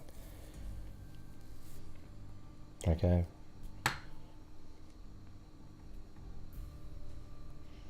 Lisa Godek left East Hartford for California. So that's her name, Lisa Gondek. This is in, hold on. Yeah, I guess it's Connecticut back in, this is 1981, okay. So Lisa, this is 1983, the article. For some reason, I couldn't find any articles on her case from December of 1981, or, yeah, where she went missing, or was killed, actually. So it says, Lisa Gondek left East Hartford for California in May of 1981, telling her parents she didn't know whether she would return after a 2-week vacation or spend the rest of her life there. The rest of her life was 7 months. At about 4 o'clock on the morning of December 12th, firefighters who had just put out a smoky fire in her Oxnard, California apartment entered the bathroom and slid open the shower door.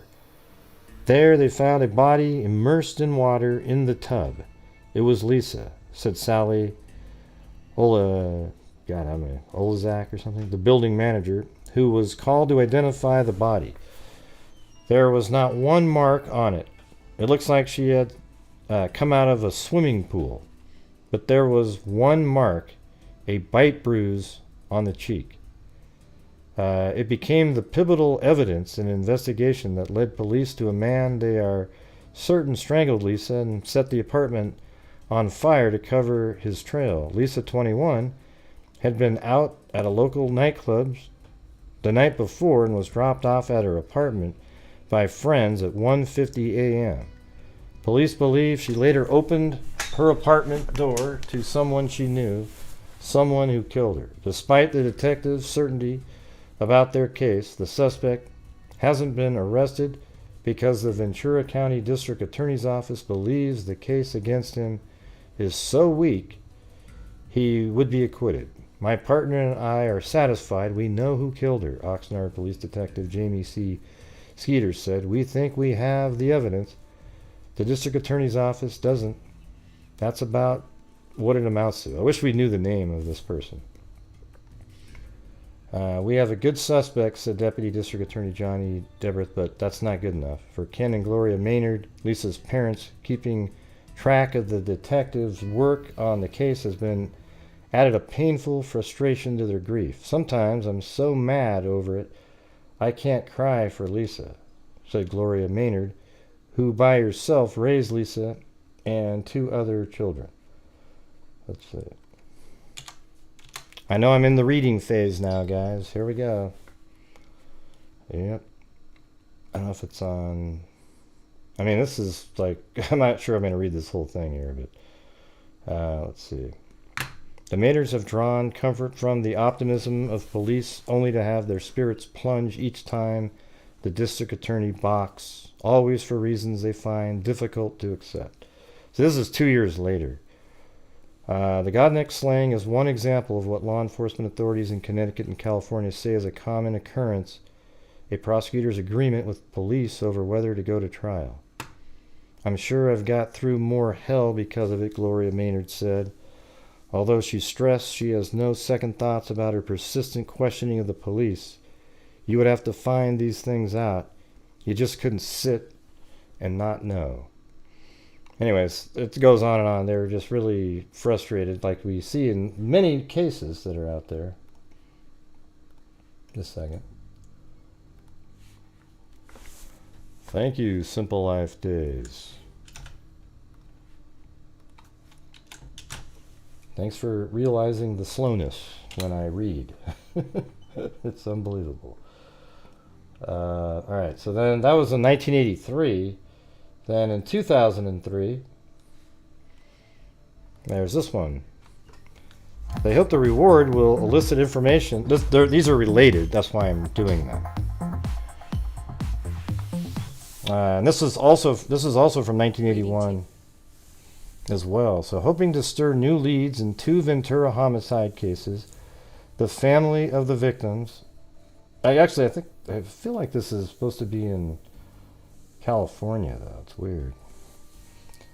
Let's see. The parents of Valerie Zavella, a 19-year-old college student who was killed after leaving a New Year's Eve party in Fillmore, and the siblings of Rachel Zendejas, a 20-year-old Camarillo mother of 2 who was strangled in 1981, pleaded for the public's help to identify their killers. To the people of Fillmore, I can't express enough the need to bring the crime to justice, said Michelle Wilson, Zavella's mother. I'm gonna.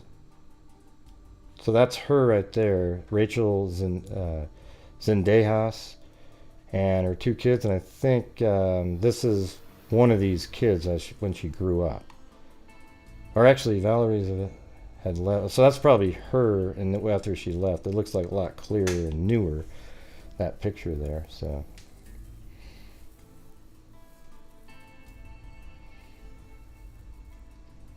Zavella, home for the holidays from San Jose State, was last seen driving 2 friends home from a party, after which she planned to visit a former boyfriend.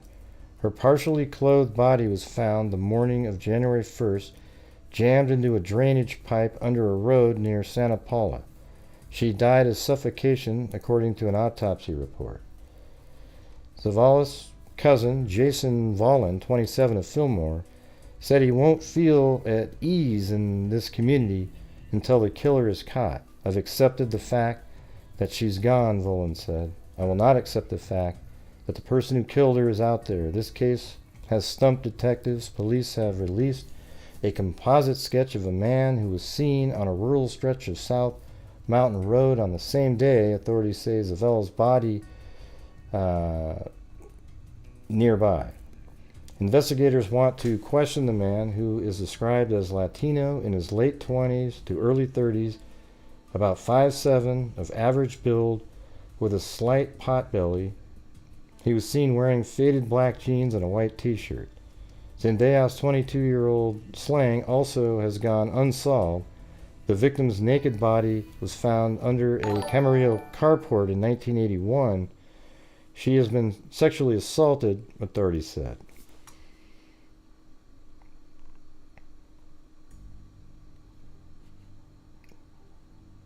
Let's see. Oh, Zaval. Valerie Zaval. Okay. Let me get to the next one here. 2006 article here. So, see, there's two girls. These are Lisa Gondek and Rachel Zendejas. So these are the two that I was just talking about in the two different cases. It's pretty crazy. They were young and from opposite coasts. So one was from Los Angeles and the other one was from Connecticut, right? I mean, it's crazy. That's why for a minute there I got kind of confused. But Gondek was from Connecticut and Rachel is in California. They were young and from opposite coasts. Lisa Gondek was a 20-year-old small-town beautician who rode the bus from her native Connecticut to Oxnard seeking a little adventure. Gondek shared an apartment here with her grade school best friend who was in the military and worked at Nobby's, a teen hopper clothing store in the Esplanade Mall. Teeny Popper, excuse me. Teen Hopper. Rachel Zendejas was a California girl and a single mother whose family had migrated to Ventura County from the Central Valley. Divorced at 20, she was getting her life back together, living in Camarillo apartment with her brother and studying industrial arts at Oxnard College. On January 18, 1981, Zendejas' hopes for a brighter future for herself and her two baby daughters were extinguished. Her naked body was found by a newspaper delivery boy in the carport of an apartment complex. Ambushed as she returned from dropping off the babysitter, she was raped and strangled on the patio of a vacant unit and dragged naked across the street. Nearly 11 months later, on December 12th, Gondek's adventure ended. She was discovered strangled to death in the bathtub of her apartment, which had been set on fire. So her apartment was set on fire. That's crazy. Upstairs, neighbors had heard the screams but did not contact police until they smelled smoke. Her body was found posed erotically. So this is like a serial killer. Zendejas' slaying was investigated by the Ventura County Sheriff's Department.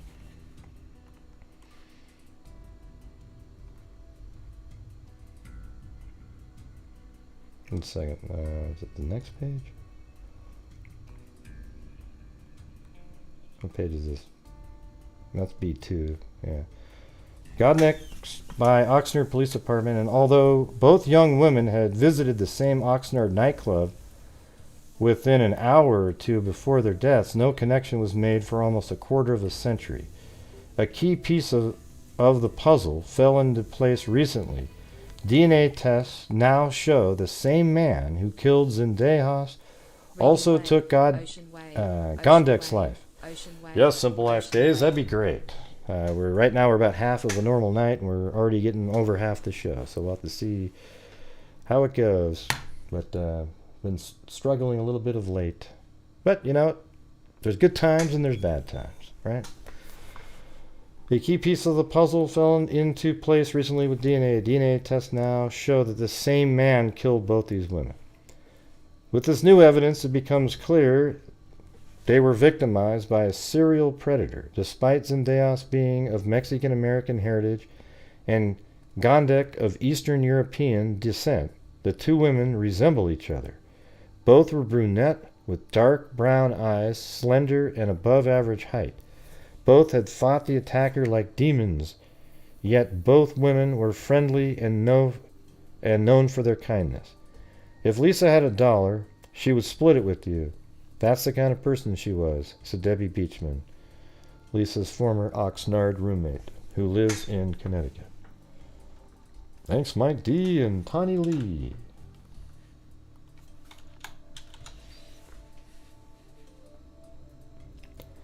The detectives who first investigated the Zendejas homicides described Rachel as an innocent and an open book. After eliminating family and friends as suspect, Sheriff detectives theorized a stranger had killed Zendejas. Yeah, so anyways, you can see that they're linking the DNA back in 2006. Oops. Not sure what I closed down there. Thank you. Donna D.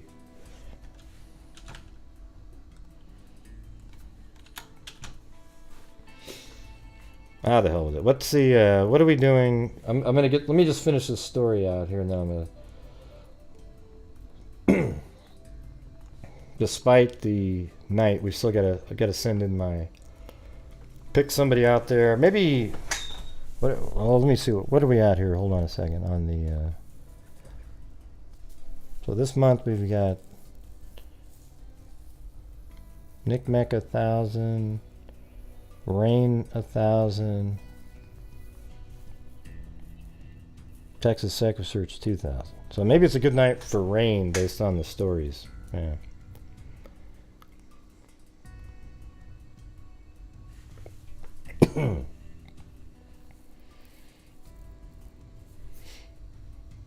All right, so look at arrest made in more than 4-decade-old double murder cold case in Ventura County. There's been an arrest in a more than 4-decade-old cold case in Ventura County involving the brutal rape and murder of 2 women. In January 1981, Rachel Zendejas was abducted, sexually assaulted, and murdered in Camarillo. She left behind 2 young daughters. Then in December of 1981, the same thing happened to Lisa Gondek, who was found dead in her Oxnard apartment. 2 different agencies were handling the cases, so at first no one realized they were connected. But detectives discovered that both women were last seen at a nightclub off Highway 101 in Oxnard. Oxnard police and Ventura County Sheriff detectives say they arrested a 68-year-old Oxnard man in connection with the killing. There's no word on what led to the arrest in the cold case. How cool is that, huh?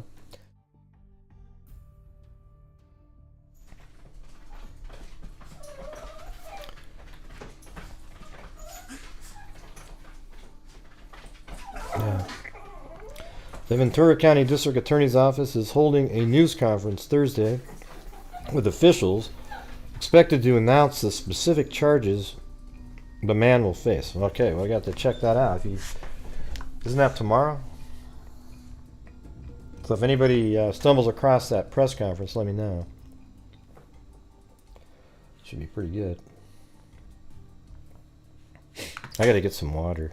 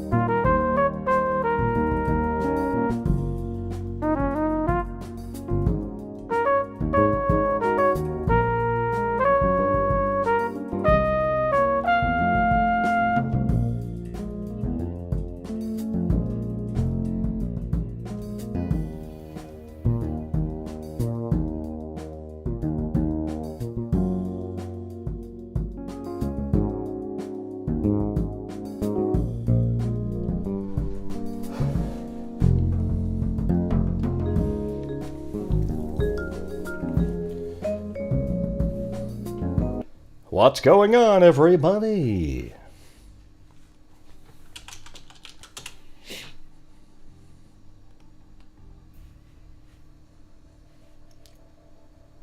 All right, here we go.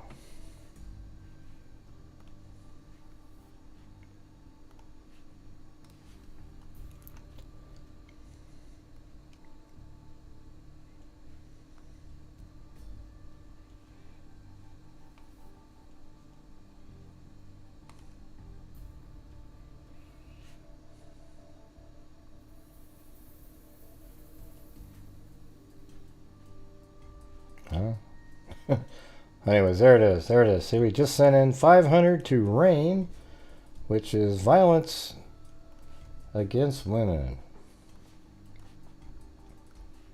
And let's see. There it is right there. The same guy always sends it in. The Scott said right here, 500. And here's everything else right there. You see, it's all in there. It's all proven. So that's because of your guys' support to the channel allows us and me, you know, from my income to donate to these various charities. That's why it's a little weird that just within 2 weeks after it being really good in here, it went. So it's hard to kind of think, oh yeah, the economy when it, you know, when it's just on a dime. I think what it is just the excitement level of different cases. So when you cover cases like, you know, the Idaho 4 and, you know, Delphi and other ones, people are like, yeah, and it's weird, right? But when you're talking about other cases that aren't really as popular, it doesn't. It's not quite the same. And why it's like that, I don't know. It's a little discouraging, though. I got to be honest. But anyways, there we go. There's 500 to RAIN, so we'll go ahead and update our numbers here. If you guys would like to help support the channel to allow that to happen, that'd be awesome. All right. Okay, now we're over the... What the hell is the...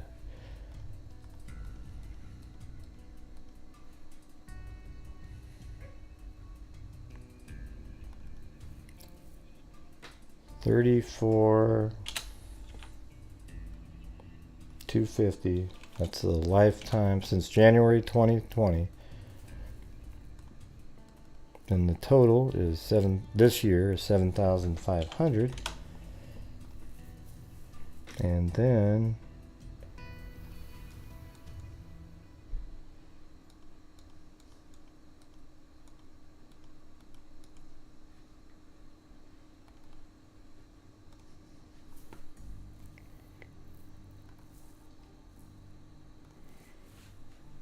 now RAIN is now 1,500. So there you go.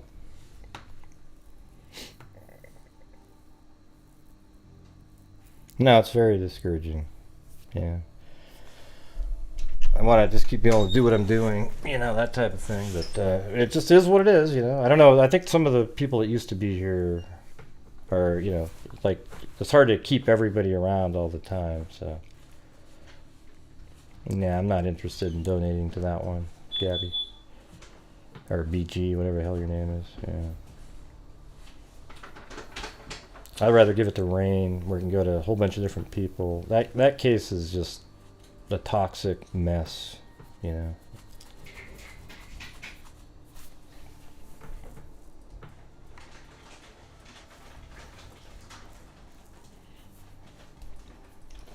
All right.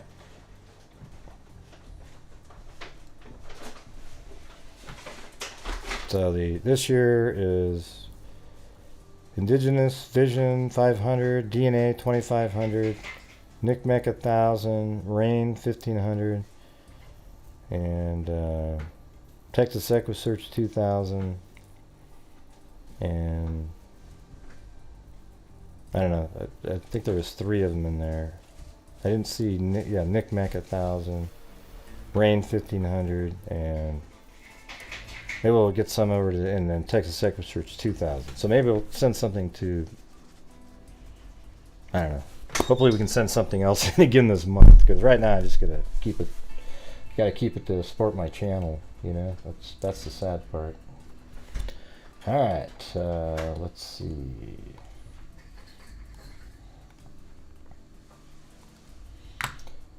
So the other one is Sarah Mobley Hall and Derek Mobley.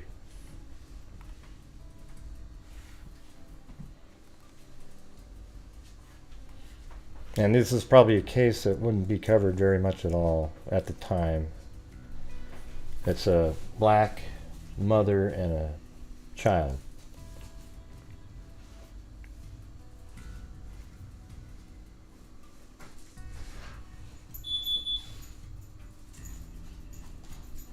Yeah, I don't. Sherry Papini, I don't know, it doesn't sound right. Mother, son found slain in apartment. Autopsies are planned for the bodies of a West Charlotte mother and her child who were found slain Wednesday in their blood-smeared apartment.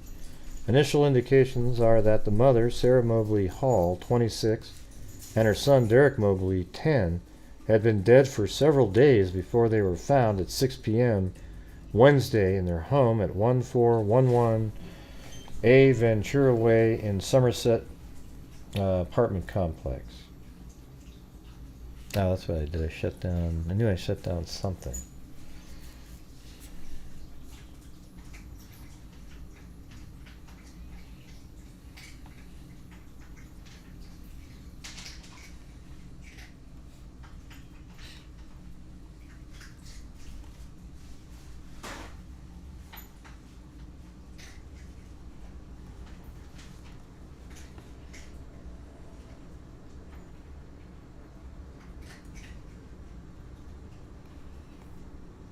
Yeah, so she lived in these apartments right there.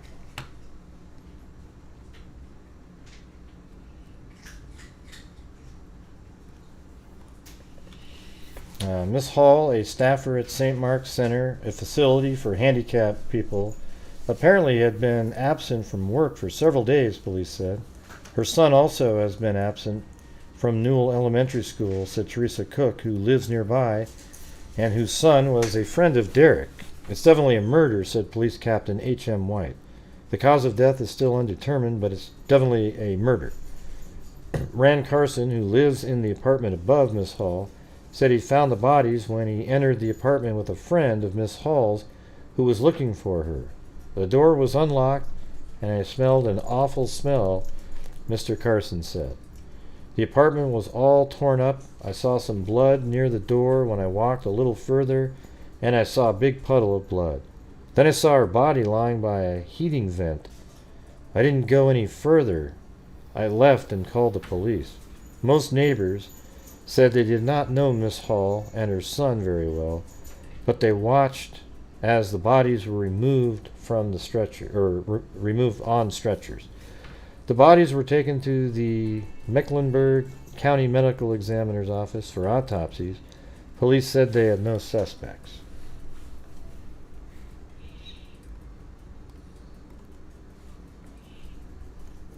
Slain woman's last days, troubled friends say. Acquaintance of Sarah Mobley Hall paint a gloomy picture of their friend's life before her murder. The days before her death, they say, were shadowed by weighty financial burdens and an automobile accident that had kept her out of work for weeks. Hall, 26, a teacher's aide at a school for handicapped people, and her 10-year-old son Derek Mobley were found slain Wednesday in their blood-stained apartment in North Charlotte.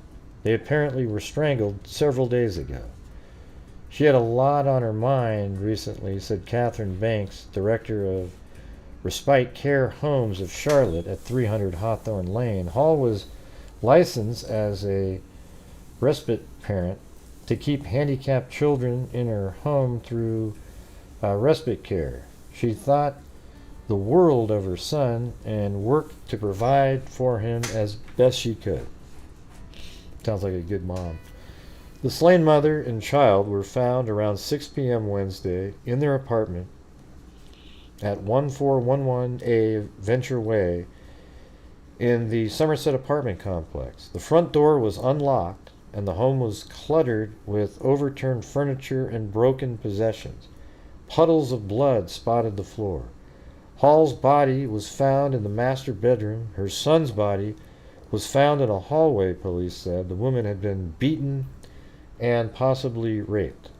For the past 2 years, Hall often kept several, you don't use that word anymore, mentally challenged youths at night and on weekends through respite care, and was scheduled to care for a child last weekend. The parents talked to her Friday night and arranged to take their children to her Saturday morning, Banks said. But when they went to her apartment around 8 a.m., they couldn't get anyone to the door. Oh, man. They got upset and left. For the past 2.5 years, Hall also worked as a teacher's aide at St. Mark's Center, a school offering programs for handicapped people. Hall's co-workers were tried unsuccessfully to contact her last weekend, and began on Monday when she missed work. And again on Monday when she missed work. So they tried to get her hold of her all the weekend, then on Monday, and that's when they went inside the house. She had told us she was depressed and needed to get out of town, Derby said. For the past 2.5 years, Hall's also worked as a teacher's aide at St. Mark's Center programs. Let's see. So they tried to get hold of her Monday. She had told us she was depressed and needed to get out of town, Derby said. She was very distressed Friday when she didn't show up for work. We assumed she had indeed left town and quitted her job, or in quitting her job. We tried to reach her by phone, but couldn't get an answer. Before joining St. Mark's staff, Hall worked at the center as part of a CETA program, Derby said. She was excellent with children. Derby said Hall returned to work March 5th after being out for several weeks with injuries she received in an automobile accident. Hall was separated from her husband, police said. See, that would make you think that, right? Investigators say they had no suspects in the case late Thursday.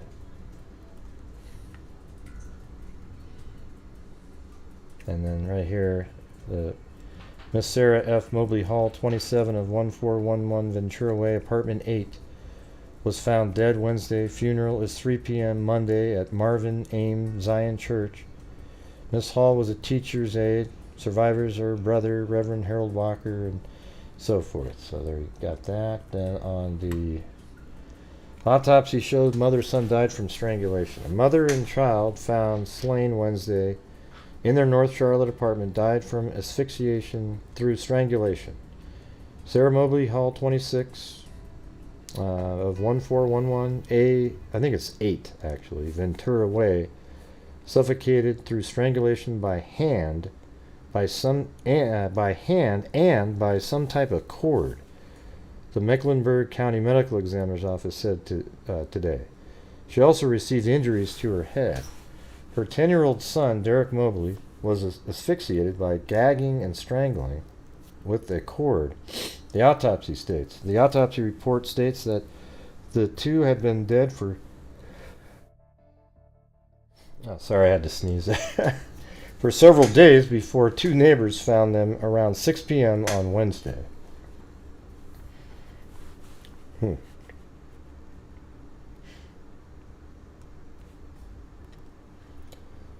And we got this one. I think that's basically the same as the last one.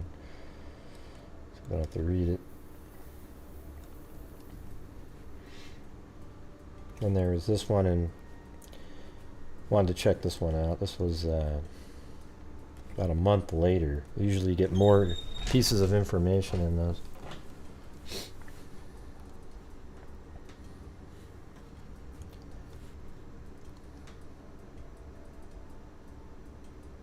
Yeah. A kitchen light still burns in the apartment where Sarah Mobley Hall and her 10-year-old son were strangled. Neighbors say they feel uneasy, particularly at night, when the light plays eerily around rooms still filled with furniture, papers, and plants. It is 3 weeks since the bodies of Hall and her son Derek Mobley were found in the blood-stained apartment in a well-kept working-class complex in northeast Charlotte. Police say they are still questioning Hall's male acquaintances about the brutal killings. It was an emotional killing, a sex crime, and the Charlotte's homicide investigator assigned to the case. So this was an emotional killing, a sex crime. So likely, I mean, that's usually not somebody that, like an ex-husband or something. I have some theories on how it happened. At this point, I'm still questioning several people, but I don't have one suspect yet. The investigator, who preferred to remain anonymous, seemed almost certain he would solve the double killing at 1411A Ventura Way in the Somerset Apartments. We have a fair amount of evidence. I think we'll clear the case. It won't be in the next couple of days, though, unless someone comes in here and confesses, he said. Hall, 26, a teacher of the mentally handicapped, was found strangled with a cord, beaten, and probably raped in her bedroom on March 14th, police said. Derek Mobley, a student at Newell Elementary School, was found gagged and strangled with a cord in the hallway. After the bodies were removed, police sealed off the apartment to collect evidence. Wednesday, the apartment was still sealed with Hall's possessions inside as police wound up their investigation of the crime scene. The kitchen light, left on by police to deter vandals, illuminated a nicely furnished modern apartment seen through a window. The living room was neat except for an overturned ashtray and a coffee table that had been pushed askew. The kitchen table was strewn with documents and papers that investigators had sifted through. The bookshelves were lined with encyclopedias. Neighbors said the seemingly inhabited apartment makes them nervous. I hate to go out and look at the apartment every day. You can still see her plants on the windowsill. I wish they can clean it.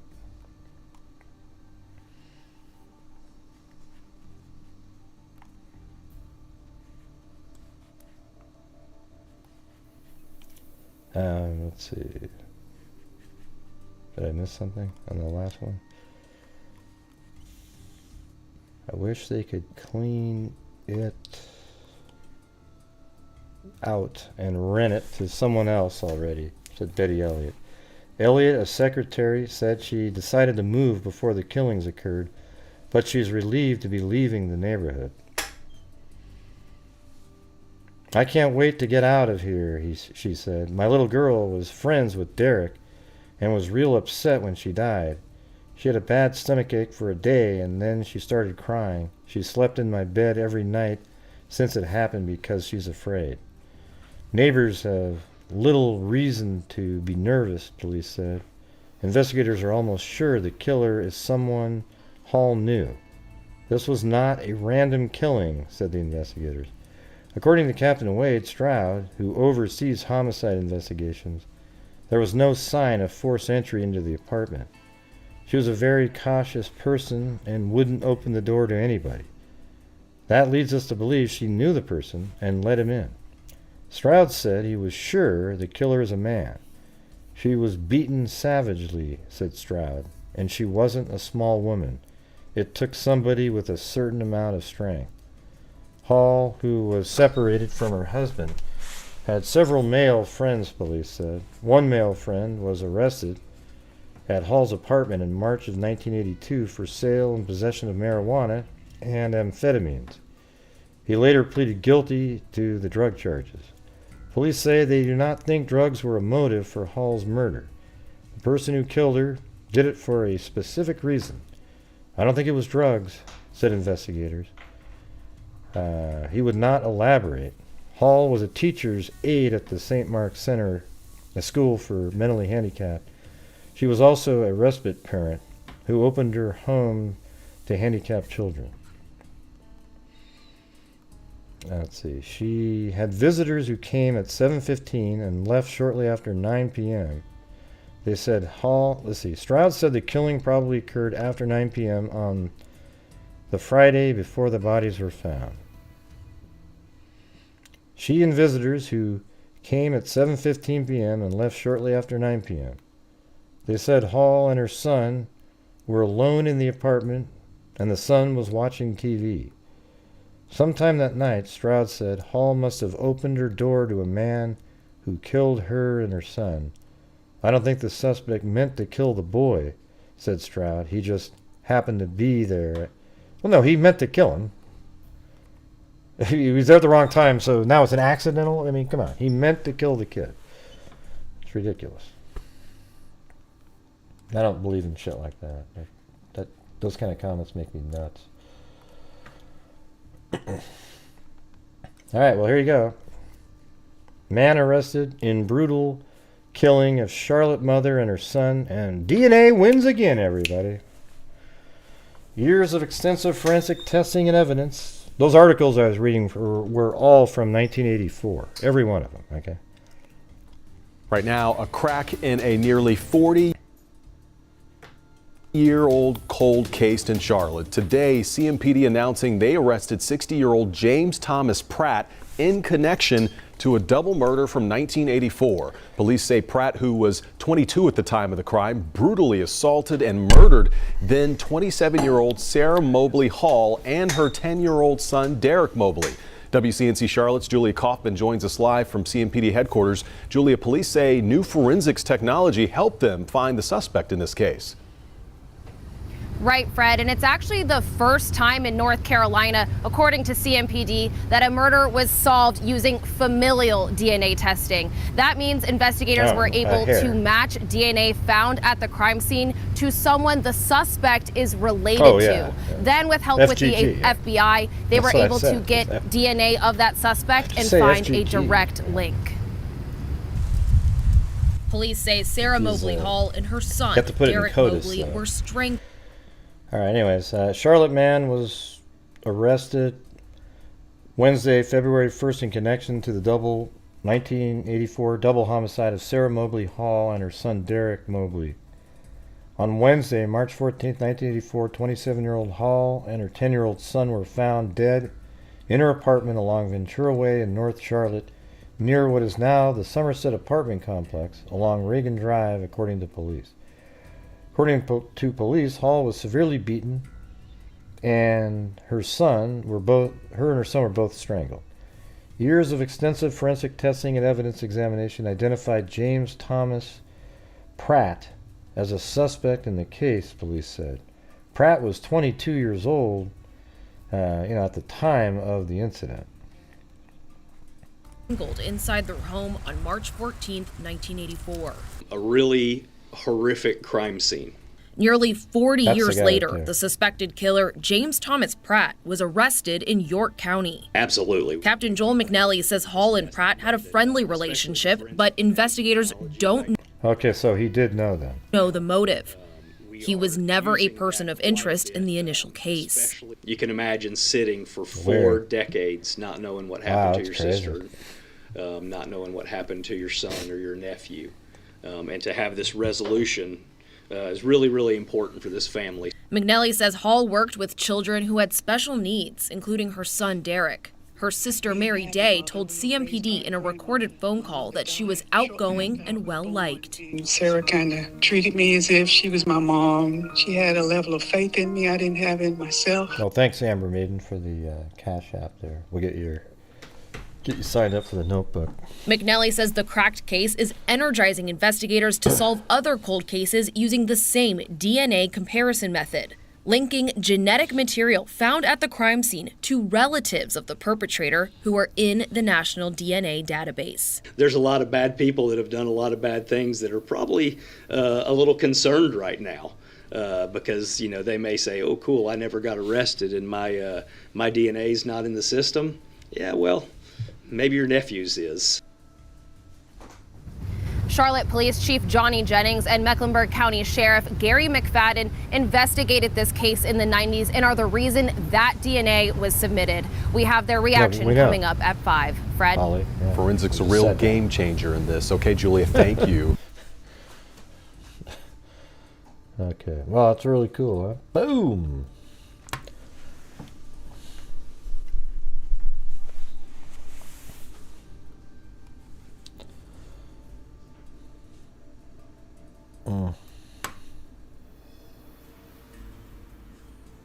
Right.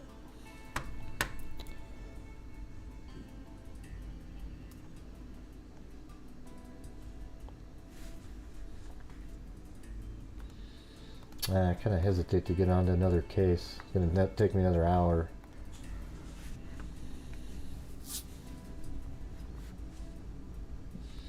I've got Scout and Dude and Adniram's images I finally got. So maybe we can do that another night.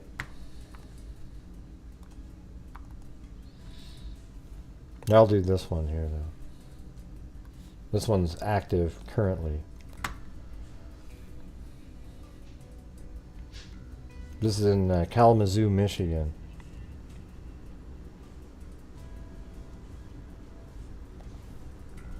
Authorities believe there was foul play involved in the disappearance of Portage mother earlier this month. In a press conference Monday at the Kalamazoo Sheriff's Office, authorities said that while they could not reveal much information in the search for 35-year-old Heather Kelley, they did find evidence in her car that led them to think foul play was involved. Kelley, a mother of 8, that's crazy, from Portage, was last seen on December 10th when she left her home at around 9 p.m. that night, according to a missing poster on the Sheriff's Office Facebook page. Kelley spoke to her kids by phone at 10:20 p.m., telling them she'd be home shortly. She never returned. Her car was found abandoned in Comstock Township a few days later. And this is in Kalamazoo, Michigan. Police are still investigating her whereabouts. A person of interest in the case is currently being interviewed by detectives. Authorities did not say how the person of interest was linked to Kelley's disappearance, but they did disclose that they were being held in custody at this time on unrelated charges. Kelley is described as 5'10" and 130 pounds with long blonde hair.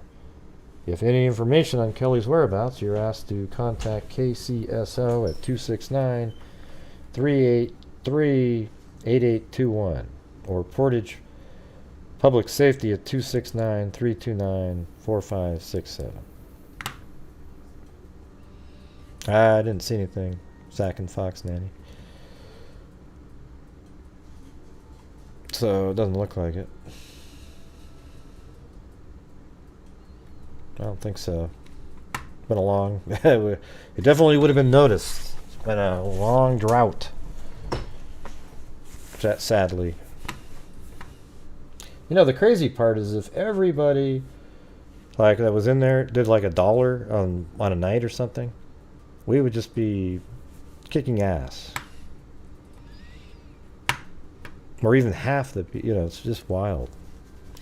But you notice how we had like 600 people, and then as soon as I switched off of the same old case over and over again, it went down to 430. Nobody wants to hear about any other thing other than whatever they're interested in. I just do true crime here. That's the difference. But nope, didn't see it, Sack and Fox Nanny.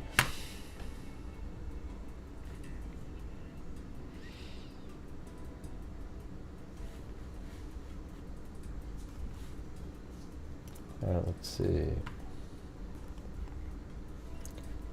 Thanks, Simple Life Days. Foul play suspected after Michigan mother never came home. That's her right there. Authorities believe a missing woman from southwest Michigan may be the victim of a violent crime. Heather Kelley, 35, of Portage, was last seen December 10th, 2022. According to the Kalamazoo County Sheriff's Office, she left home at around 9 p.m. When she talked to her children on the phone around 10:20 p.m., the mother of 8 told them she would be home soon but never arrived. Welcome, Killer Bee. Authorities said Kelley was last seen on video that night in Comstock Township area after 10 p.m. The sheriff's office said they found Kelley's vehicle around Sprinkle and Michigan Avenue. So is that in?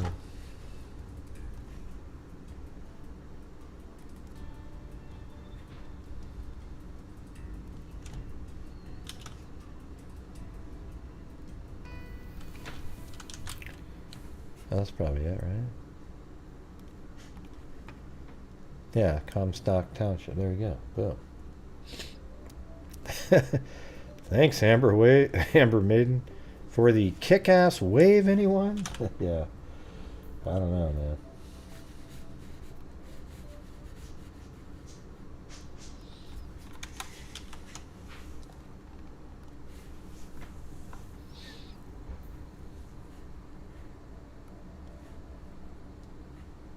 Oh, and Play-Doh. All right. Got something. Something's going on. There's something going on here, guys. I see it. Oh.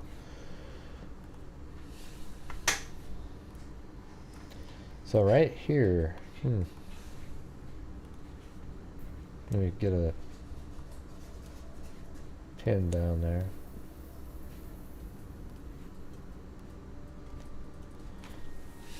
Last seen at 10 p.m.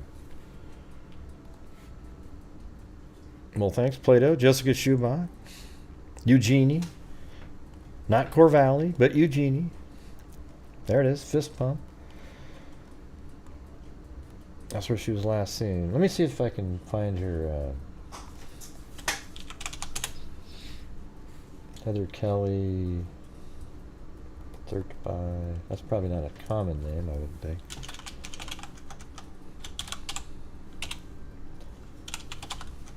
In Kalamazoo.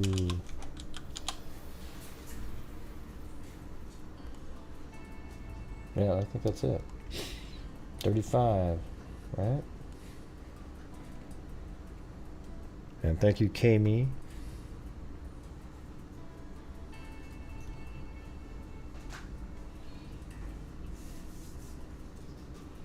Well, they only have a P.O. box. The last address that she had was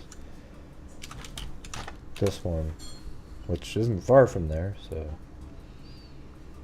I'll just put an address. She lived in these apartments right here at one point.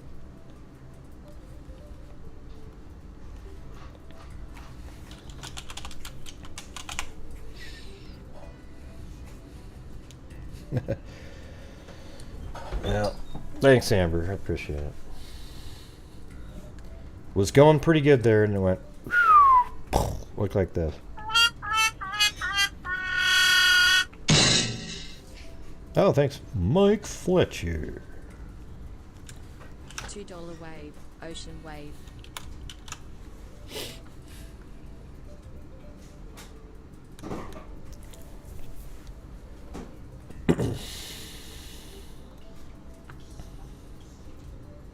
So they found her vehicle around Sprinkle and Michigan Avenue, not far from where she was seen on video.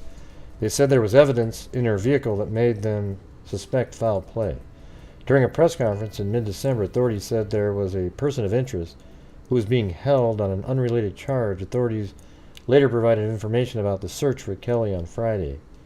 The Facebook page, Help Us Find Heather Kelley, has also been created as people search for her. Hey, thanks, Billy Juliana, the mayor.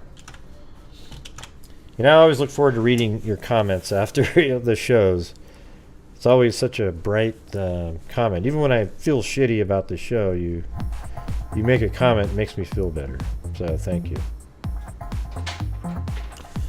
Thank you, Sack and Fox Nanny. There you go. I see it.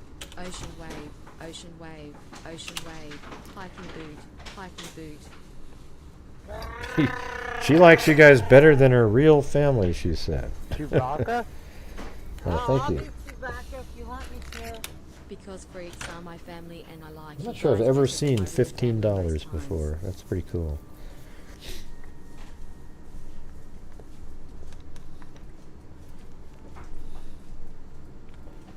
Kelley is white, stands 5'8" now, 125 pounds. She has blonde hair and brown eyes. Silent Observer is offering a reward of $5,000 for information about where Kelley is. Anyone who may have information, call those same numbers that I gave you before. Alright, move on to the third one. Missing Michigan mom of 8 called kids to say she'd be home. This is an Inside Edition here. Be home but never arrived. Police suspect foul play. Heather Kelley called home last month and spoke to her children, saying she was on her way. She never arrived, authorities said. Investigators are asking for help in the strange case of a missing Michigan mother of 8 who phoned home last month to say she was on her way but never arrived. Authorities say she was likely the victim of foul play. Heather Kelley, 35, was last seen on December 10th, said Kalamazoo County Sheriff Richard Fuller. She left home at about 9 p.m. and called her children at 10:20 p.m. to say she was heading back, authorities said. So she was like, hey, I'm heading home, and she never made it. Her abandoned truck was found the next day about 3 miles from where she was seen on surveillance video outside a Comstock business, Fuller said. Evidence collected from Kelley's abandoned vehicle led investigators to think she was the victim of violence. Authorities said, we have hope that she's still alive, which is why we continue to work. This, it's a missing person case. We're going to continue moving forward on this basis, and we're going to find her. And as a decent human being, I'm hoping we find her healthy and happy, and we can return her to her family. I don't know. They found blood in the car and everything. A person of interest has been identified in the case, but authorities have not released that person's name. We believe that person has some information that can help locate our missing person. Now it's back to 510-130.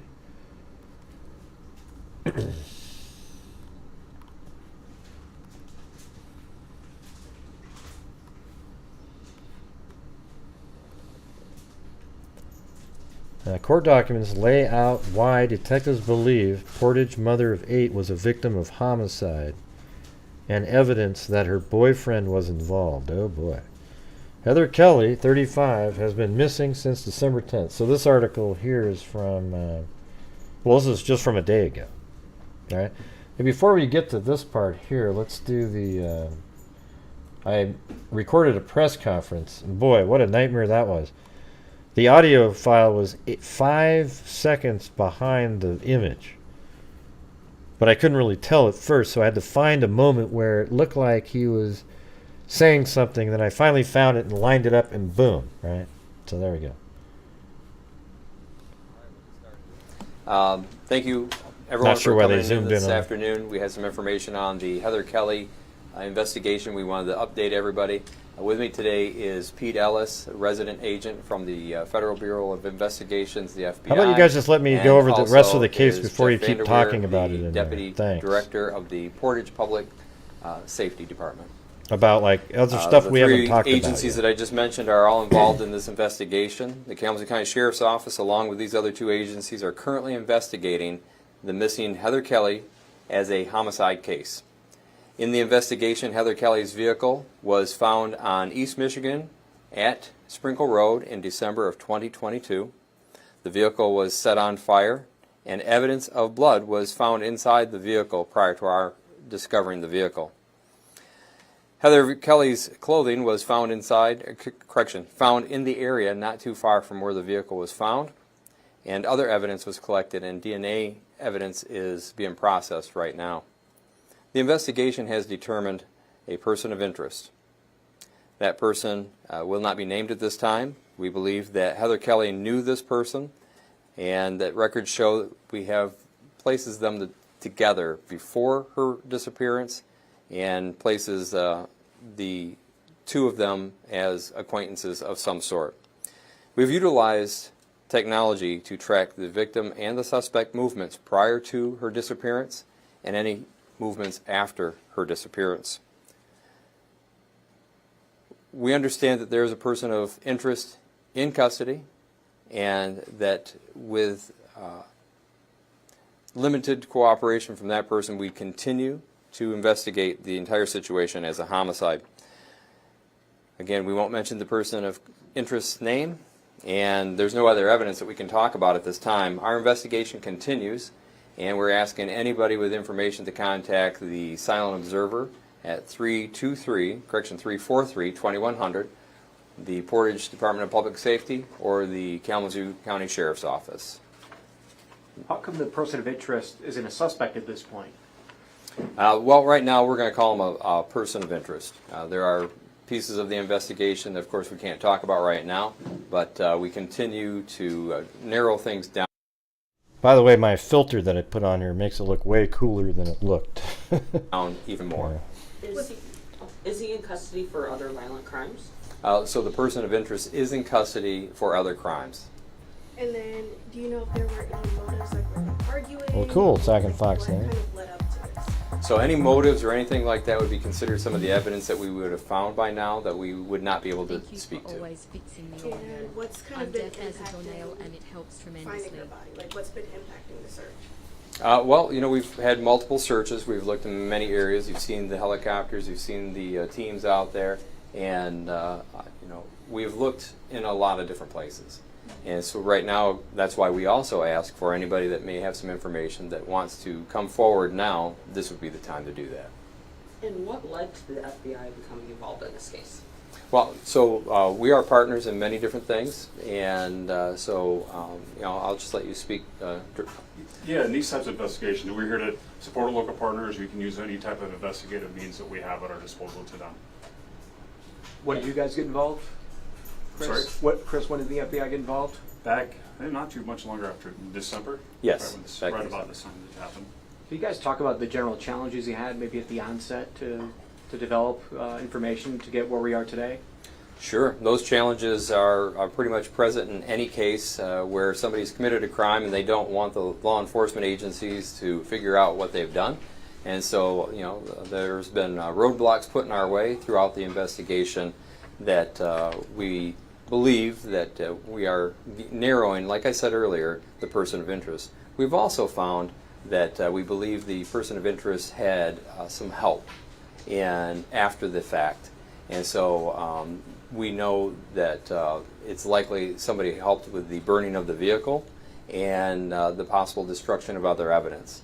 And so that person is also a person or people are also a focus of this investigation. So you know who that person or multiple people are, and if so, are they in custody?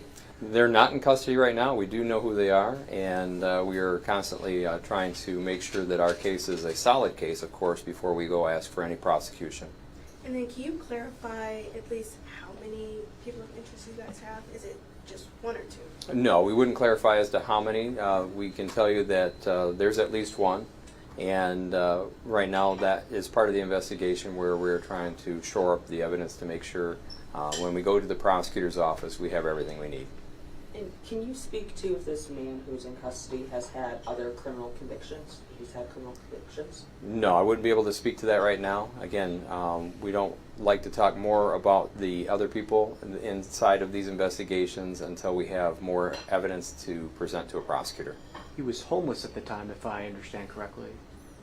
Is that something you can confirm, that this person of interest was homeless? No, I wouldn't confirm anything about their residency or anything else.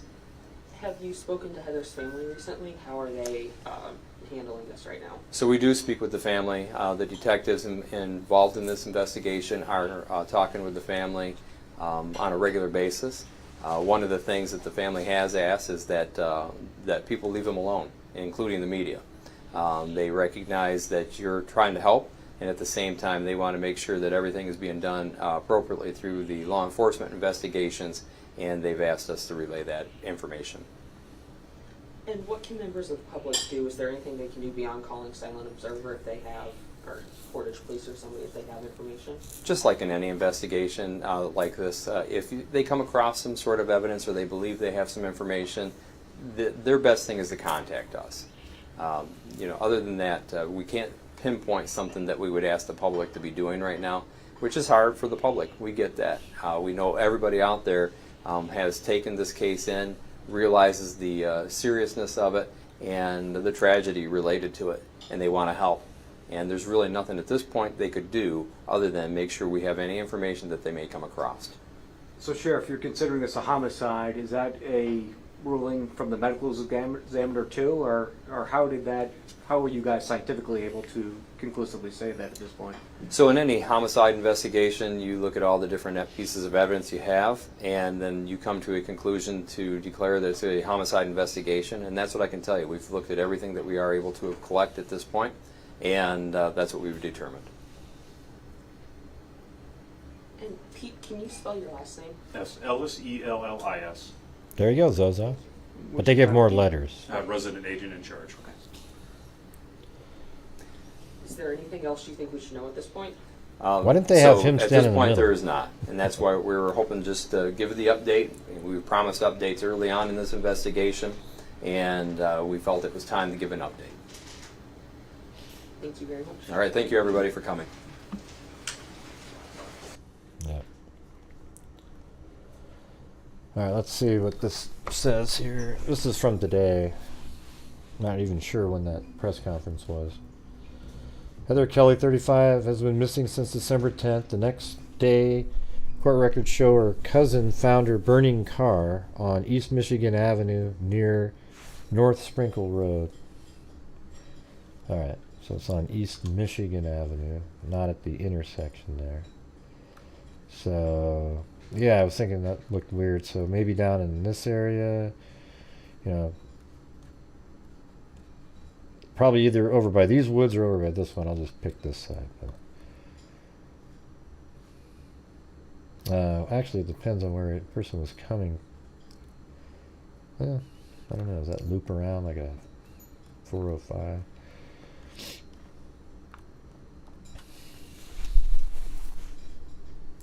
After firefighters doused the flames, the car was found to have a large amount of blood inside, as well as long human hair, the court records show.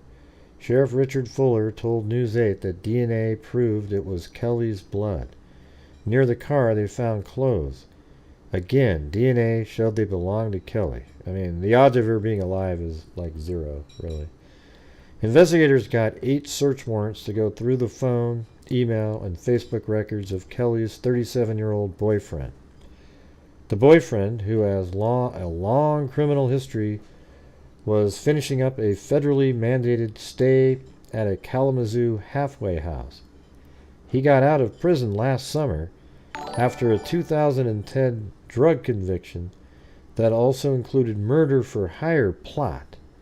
News 8 is not using his name because he has not been charged in connection with Kelley's disappearance. Wow. Welcome, Kay Francis. On the night she vanished, Kelley told her friends she was going to her boyfriend's. Phone records show that later that night, she and the boyfriend were at the Park Club of Kalamazoo, where he worked as a busboy. But he's really aspiring, huh? The boyfriend's phone was off, but location data later put it in the area of East Michigan and Sprinkle, where Kelley's car was found. So let's see. The boyfriend's phone was off, but inexplicably turned his phone on as he was burning the vehicle. What a genius! Wow. But location data later put it in the area of East Michigan and Sprinkle, where Kelley's car was found. Records show he asked for a new phone number the next day. That detectives wrote in court documents shows premeditation and further support that Heather Kelley has been I don't think asking for a new phone number is premeditation. It could be, God, how do I cover this up? Oh, yeah, after the fact. When the boyfriend returned to the halfway house, a roommate noticed he had deep scratches on his chest and back. On December 12th, after the car was found, the boyfriend went AWOL from the halfway house. Police later found his electronic tether not far from the halfway house. He was listed as an escapee from federal custody. This guy, he did it, right? There's no doubt about it. On December 14th, he was arrested and jailed on a federal hold Prosecutors would not provide any information about him to News 8. Investigators have said for weeks that they have a person of interest in custody on unrelated charges, though that person's name has not been released. Investigators say they also are looking for a second person of interest who may have helped destroy evidence. Kelley's body has not been found. She had 8 children who are now living with her brother and his wife, who already had 2 kids.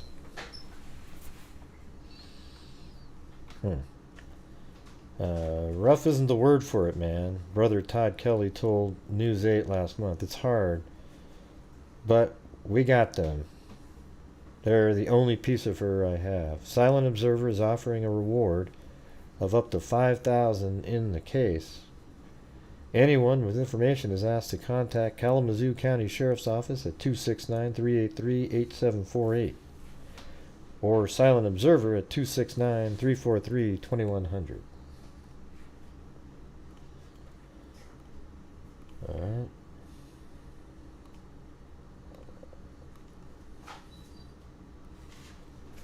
Person of interest in Heather Kelley's case's boyfriend family says the boyfriend has gotten out of federal prison.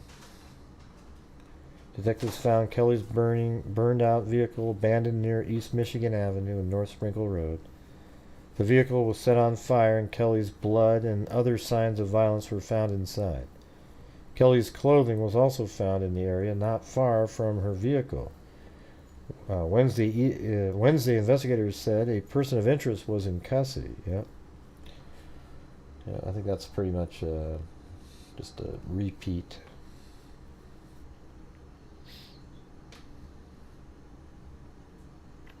So, let's see. On December 10th, 2022, this is in the Disappeared blog. Case information, 35-year-old Heather Kelley was last seen in Kalamazoo, Michigan on December 10th, 2022. She disappeared after leaving her house, telling her children over the phone that she would be back soon. At the time of her disappearance, Heather Kelley was living with her family in Kalamazoo, Michigan. She is the mother of 8 children. On December 10th, 2022, Heather Kelley left her home in Kalamazoo, Michigan around 9 p.m. An hour and 20 minutes later, Heather spoke on the phone with her kids saying she would be home shortly. She was last seen by a surveillance camera outside of a business in Comstock Township. Heather Kelley never returned home that night and has never been heard from again. On December 11, 2022, her truck was found abandoned near the intersection of Sprinkle Road and East Michigan Avenue in Comstock Township, Michigan, about 3 miles away from where she was last seen. The investigation. A Michigan State Police helicopter spent multiple days searching over the wooded area near where Heather's abandoned truck was found. During a press conference on December 19, 2022, authorities announced that evidence found in Heather Kelley's vehicle indicates foul play in her disappearance and that a person of interest was being held on an unrelated charge. Investigators have declined to elaborate further on what led them to believe foul play was involved and emphasize that they're still seeking tips from anyone who may have information. On January 13, 2022, dive teams searched an area near Sprinkle Road, close to where Heather's car was found. That might give us some help. Okay. So it's either right here or right in this area, because then there's water there. So let's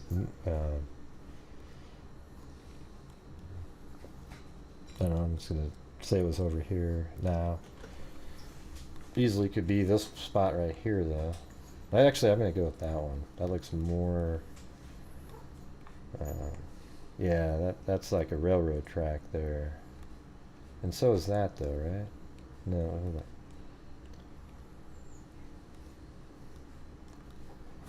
This makes more sense, though. You could park right over there and maybe... No, that's a road there. Okay. So look at that. Road comes in. So I think this is the spot right here.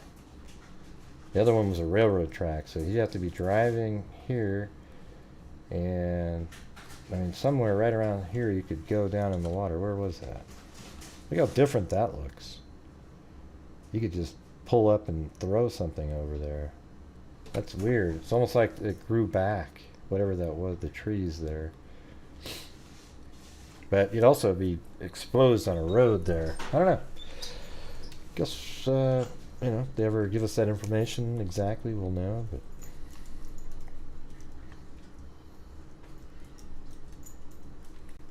this part here that's close. Oh, maybe that isn't a train track. Looked like it.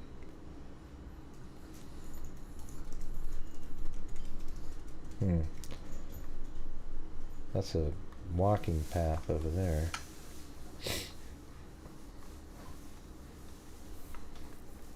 Investigators have declined to elaborate further on what led them to leave. On January 13, 2022, dive team searched an area near Sprinkle Road, close to where Heather's car was found abandoned back in December. The Kalamazoo County Sheriff's Office confirmed the search was for Kelley, following up on one of tips they received. One of the tips he meant to put there.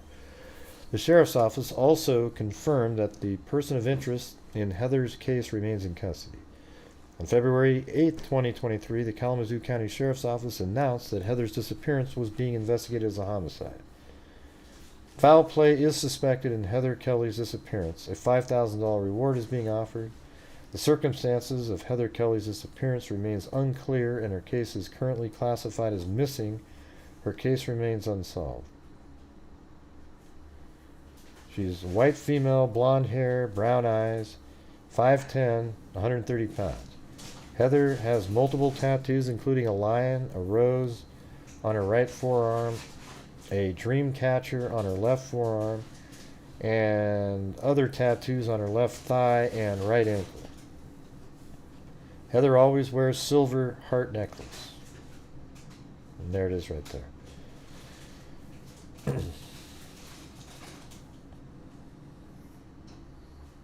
If you have any information regarding the disappearance of Heather May Kelley, please contact Kalamazoo County Central Dispatch at 269-488-8911 or the Kalamazoo County Sheriff's Office at 269-383-8748.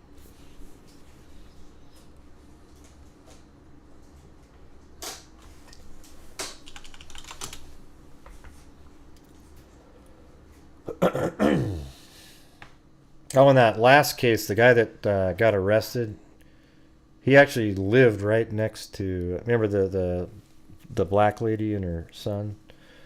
The guy that got arrested, he lived at one point literally like 2 blocks away from her house.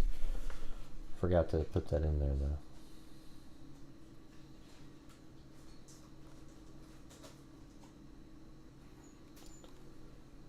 Alright.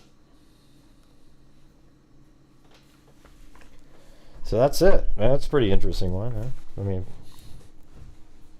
yeah, he's in jail. I mean, he's the killer. I mean, he did something, right? I mean, his phone pings right where they find the car. He, got out. He disappeared right after the murders. He got out of his ankle monitor. I mean, it's so clear. I'm not sure why they're not just charging him immediately with it. It's just obvious, right? All right, let me look at this. The Nikki. Oh, I didn't even know she had a mortgage advisor page. I thought it was a. I went to her own Facebook page. She has a different one, right? I mean, I thought she did, anyways. Didn't look like that.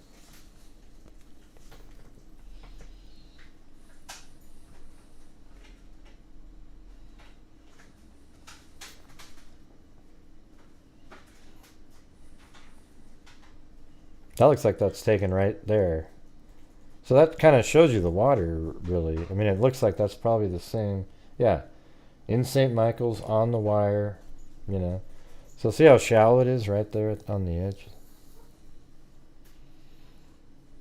And there's that picture we've seen out there. That's likely. Well, let me see something.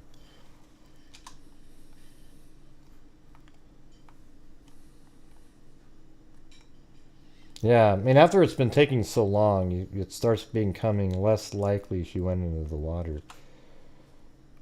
And then you've only got two options. Somebody abducted her or she left on her own. And then, weirdly, leaving on her own seems like more possible, yet less likely to her because she's got two kids. She has a good job. She, is making plans with people and everything. So then you're left with the more, like, even though it seems less likely, it becomes more likely, like that she was abducted or something. I mean, it's weird. The only thing I can think of is she did go in the water and it happened to be, the water was fast when she went in the water. Is it possible that she went, let's say she was about right here when the cops finally showed up, but then her body kept traveling down, but somebody would have seen her, at some point. Thanks, Holly G. Because Mary Lou raps and dances better than you. _ Are you sure? How do you know she dances better than me? Yeah, I'm not a great dancer. I got 2 left feet. You know what I'm saying?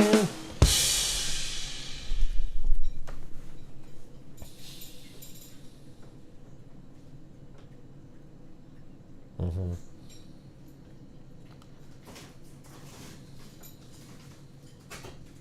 Yeah, that's funny. These are all the... I mean, I know where all this stuff is, and I don't even live there. Here, watch. I can show you every single shot that's in this. So that shot right there is right here. So just take a look at that, and that, see? See that? It's right there. It's coming back out of the trail. Alright, and let's see if we can find the previous one. That one would be probably at her the place that she goes over here. Right here. Let's see. I would bet you it's right there. I'd bet you money that shot is right on that little beach right there. What do you guys think of that? Okay. Not the only little place that there's a beach like that in there. Okay, then we go to the next one. I mean, you guys are so lucky to have somebody as incredible with the visual sights and the maps as I am. Okay, now, if that isn't worth something, oh, shit. Let's see. And she probably always would go over here. I don't know exactly where. The other one's a little bit more. The one with the dog. That could be various places, so it's hard to... that one could be down here somewhere.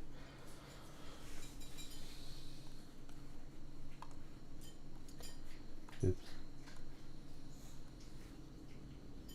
That's her in the same field, I think. I mean, I would actually... Well, let's see. Hold on.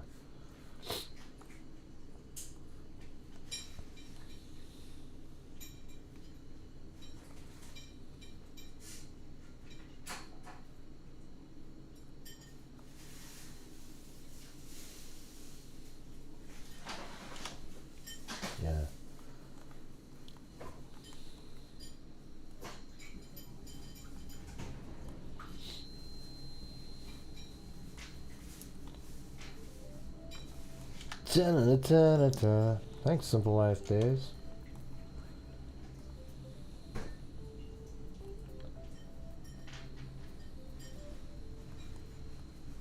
Lucky duckies. Duck, duck.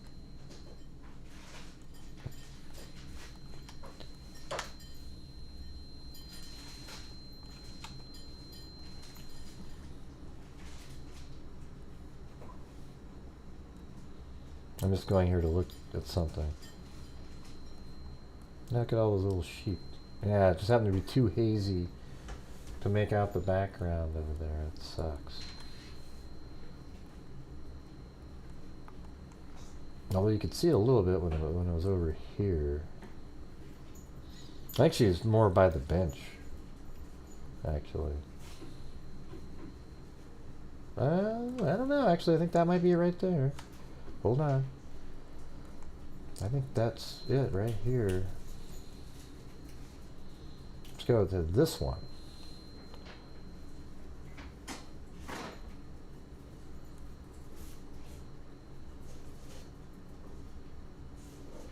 God, I saw the right spot a second ago. I'm looking at this picture right here. See? I just can't see the mountains in the background. But I was thinking, I think that is in the spot though. I mean, it just looks exactly the same. Everything's exactly the same. I think they're doing pretty good. How are the step kids doing? Yeah, I mean, they're doing good. They got, I got them. I had refurbished a computer for them. The last one that I had, it was set up with like the newer motherboards and everything. And then we bought the other one, a Genesis, a laptop, and then we gave them this other computer that was sort of older, so they got all those, and they're applying for jobs. They got their Social Security cards, their everything. So. But there's a lot of jobs out there, though. Huh? There's a lot of jobs available. Yeah, they put all applications everywhere they hiring. Yep. So we'll see. In the meantime, we'll be taking care of their their rent and stuff like that until they finally get a job at some point. Because we got them an apartment. See how that goes. Found her by now. Yeah, I don't know. That specialist team looked like they searched in a weird place. Yeah. That guy sort of strikes me as sort of looking for attention a little bit. That guy. He goes, yeah, they set us up here, and we looked a mile upstream. Well, that's great. You didn't find her up there, because she isn't upstream a mile, okay? She didn't go upstream. But they haven't found her downstream either, and it's been 14 days now, so it's looking less and less likely that she went into the water. And apparently they're looking at a red van or something now. Just somebody mentions a van, everybody gets, ooh, the red van, ooh. And everybody's looking at Street View for the red van, right? They're all looking around. Where's that red van? Oh, look, there's a red van there. I can see it right away. How come I saw it so quick? That's a van, for God's sake. See how it kind of... And that's definitely a van. Because that's a van, and that's a red van. Oh, God. Watch it be the van.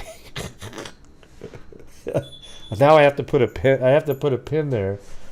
Just so I can say if I get lucky, like just miraculously get lucky here, I can say, see, I told you, everybody. It was right there. It was...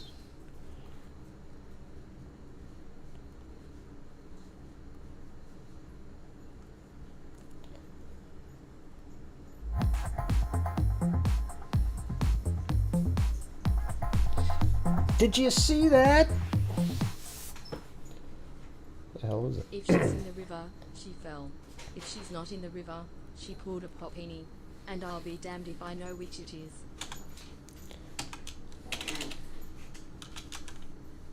There we go. I have to note that I found the van in the water. There it is. Oh, I mean, on the side of the road there. That is a van, everybody. It's 100% a van. And you can tell by the... Let's go. Where's... Oh, no Street View. But see, that's a van. And has the exact same shape. And we've just solved the case. Look at it. It's right next to it. Case closed. Go check out whoever owns that van. Oh my God, there's another one right here. And that one is in the trailer park, which people have mentioned. Oh boy. Watch out, everybody. Let's go ahead and... that looks more like a... I got to put another one here. Red van. There we go. Nailed it. Boom. This sucker is solved.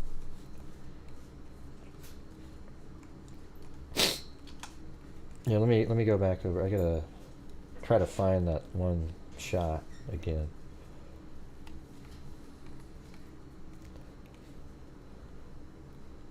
Go to this one. Maybe I think that would be the best chance of finding.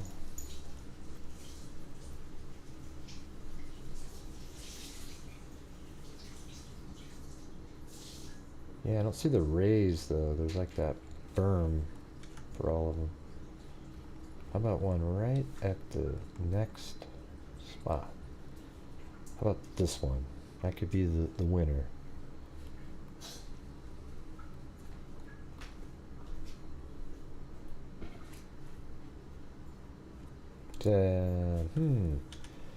Okay. How about... Oh. See, I think it's... The shot was taken back there a little bit.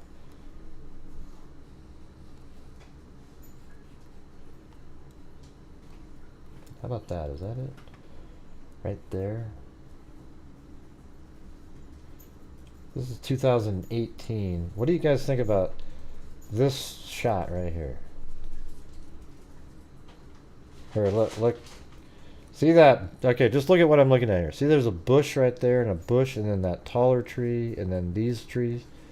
So what about like right there? Maybe from a little different angle, like here, and that tree's just bigger in 4 years, whatever that is.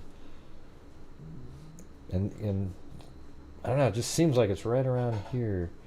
Has the same. It has exactly the same look too. See that little berm that's right there? And I think the river might even be right down in that area. If I could just see the mountain range in the background, I could nail it, but can't see it. I mean, the grass and everything is absolutely identical. So it's almost like she's standing right around, like right in this area here. But I guess we'll never know.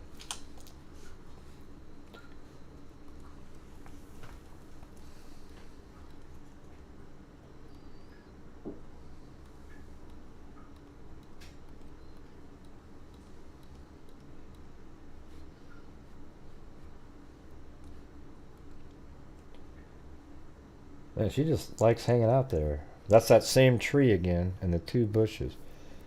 So she really likes that spot.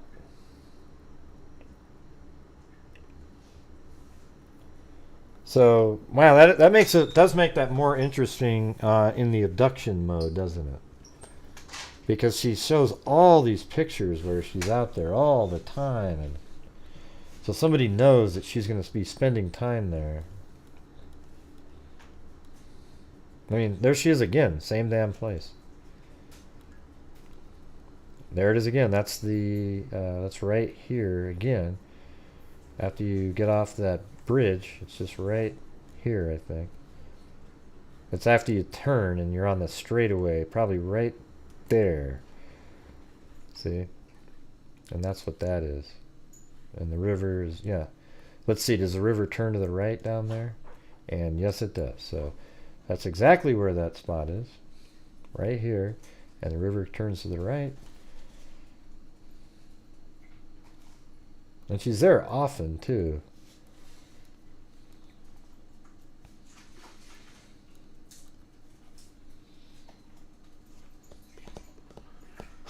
That one seems like it's in the same area, but that one's hard to tell. Alright, let's see if that makes sense, that that's that beach. It's definitely not that one. I think it's this one here. And let's see, that shot's an odd, no, so that means she's on the beach with him, and then over behind you can see some homes over there, and there are some right there, so that does sort of help that being the spot. Here, let me let's take a look from one of those. This could be perfect right here. Turn.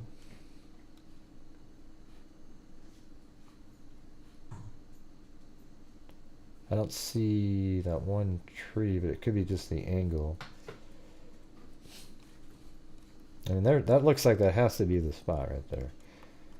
Let's see. Wow. You know.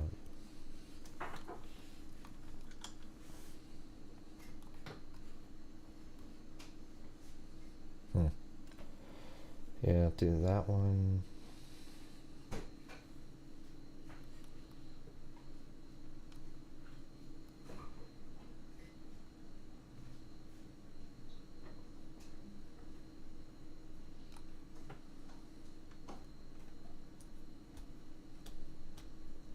I mean, that looks so similar. The buildings are facing the same. You're just down there. It's 4 years or 5 years ago. That's the same path again.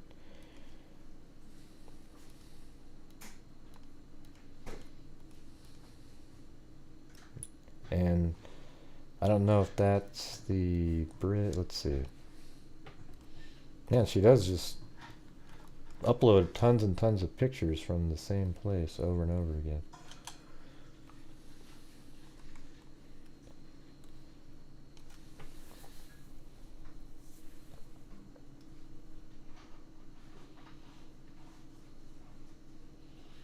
Yeah, that one's almost like she walked down and then got off the path and took a shot back at that bridge. If it's the same, it looks like it has to be the same bridge.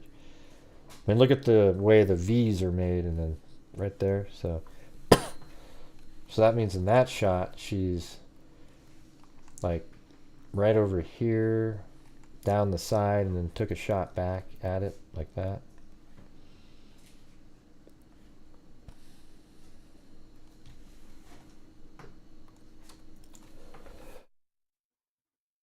Mm.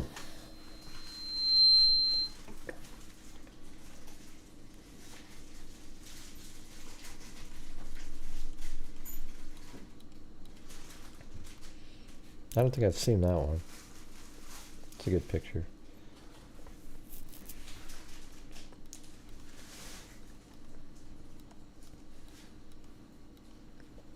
Thank you, Jessica Schubach.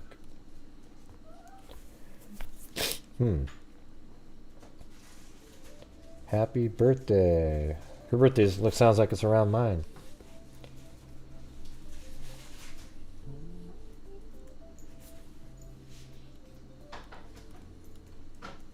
$2 wave for showing us these comparisons. Well, thank you. Yeah, there's another one out there.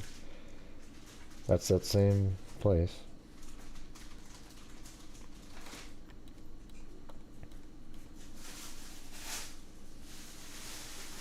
Okay, I'm looping around now, but yeah. Thanks for getting me that link there, Zozo. Pretty interesting. I mean, it's become more interesting even with that. Like, they haven't found any, there's no information though. That's the thing. It's like there's no information, but the lack of information says something, doesn't it? Ocean wave. Thanks Ashy Snow and Zozo and Sack and Fox Nanny and also to Jessica Schubach for starting the little mini wave there.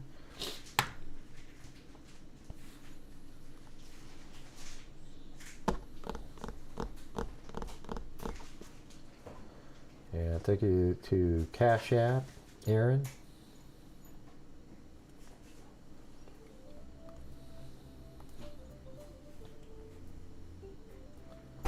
All right, Melanie just sent me this email. Let's see what it says. Nicola Bulley missing 2 hours. Detectives probe mystery gap between mother's disappearance and first call to police. As 3 key CCTV blind spots are identified where she vanished. Okay.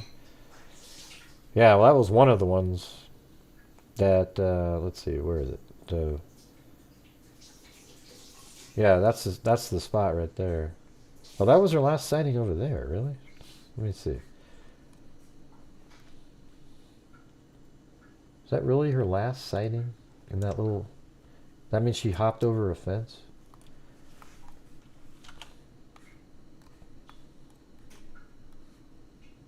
That doesn't make a lot of sense right there.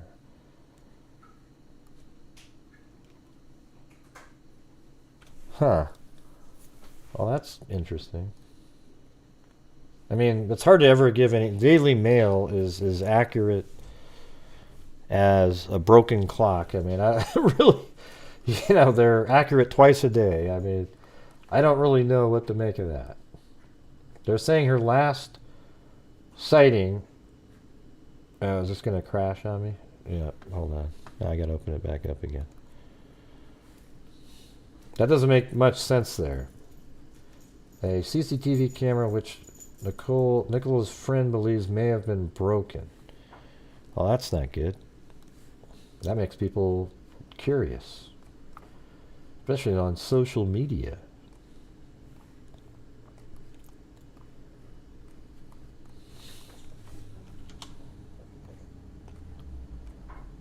Alright, let's go take a look. Because that is almost exactly where it's claiming the last sighting was. But that means she would have had to jump over that fence. See, that's what I'm saying. I don't know what to make of that. Let's just make sure I got it dialed in. Hold on. Yeah, so it's right here in their picture. Yeah, and it's right there. I mean, it's literally right here is where Daily Mail says the last sighting of her was. And that's almost exactly on that 360-degree camera. Because there's that little, you know, water thing or whatever the hell that dam or... I'm not sure what the hell that is. But look at that. That's where Daily Mail says her last sighting was. How could that be? Do we believe she jumped over the fence? Yeah. And blind spot. This whole area here's a blind spot, I guess.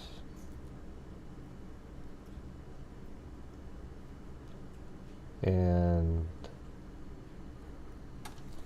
yeah, see, look, they even have it blown up right there. That's exactly where I just was. And then a blind spot right here. Okay. I'm not sure where they're getting this from. I'm going to have a hard time trusting that information.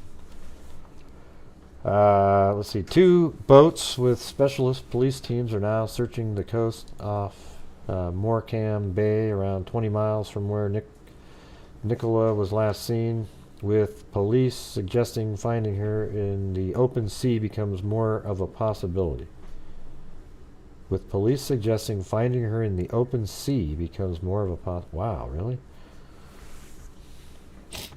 See, here's what the possibility is. If the water, at the moment she fell in the water, was moving quicker and more rapidly for some reason, and let's say she did fall into the water and somehow she got shocked and drowned. Thanks, Robin Dieter.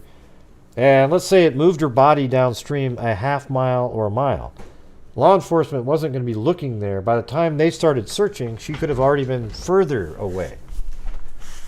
You know, so that's how you can still keep that alive, that theory. And by the time, you know, to go 7 miles doesn't take that long if there's nothing snagging you up. Chewbacca? I'll be Chewbacca if you want. I gotta go blow my nose. This stupid vent here. God. Also love the notebooks. Oh, thanks, Robin. I'm glad you liked it. Yeah, I think I should do more of those types of videos.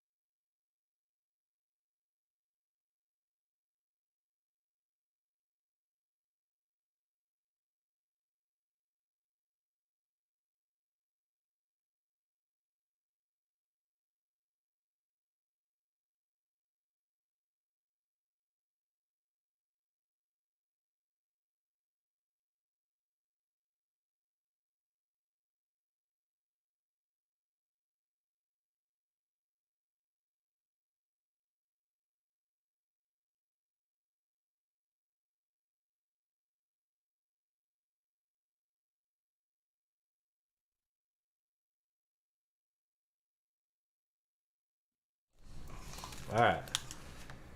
Okay. I'm back here. I'm sure you guys were all waiting. Well, it was so quiet, Gray. You forgot to play the music. Drama! I gotta use that one more, you know? Or hit the... I gotta play this. Would you guys rather have this hold music?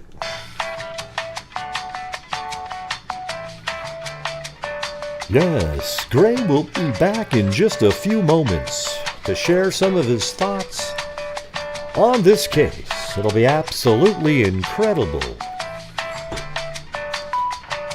And don't forget to order your beautiful notebooks using PayPal. Yes, just $25 to buy the new notebook that comes with 2 freak pens. Oh, boy, will your friends absolutely enjoy those pens as you pull them out at all the parties.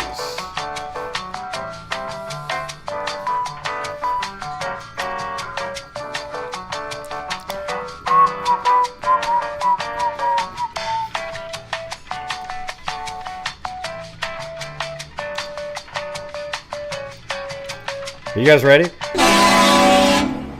You are now.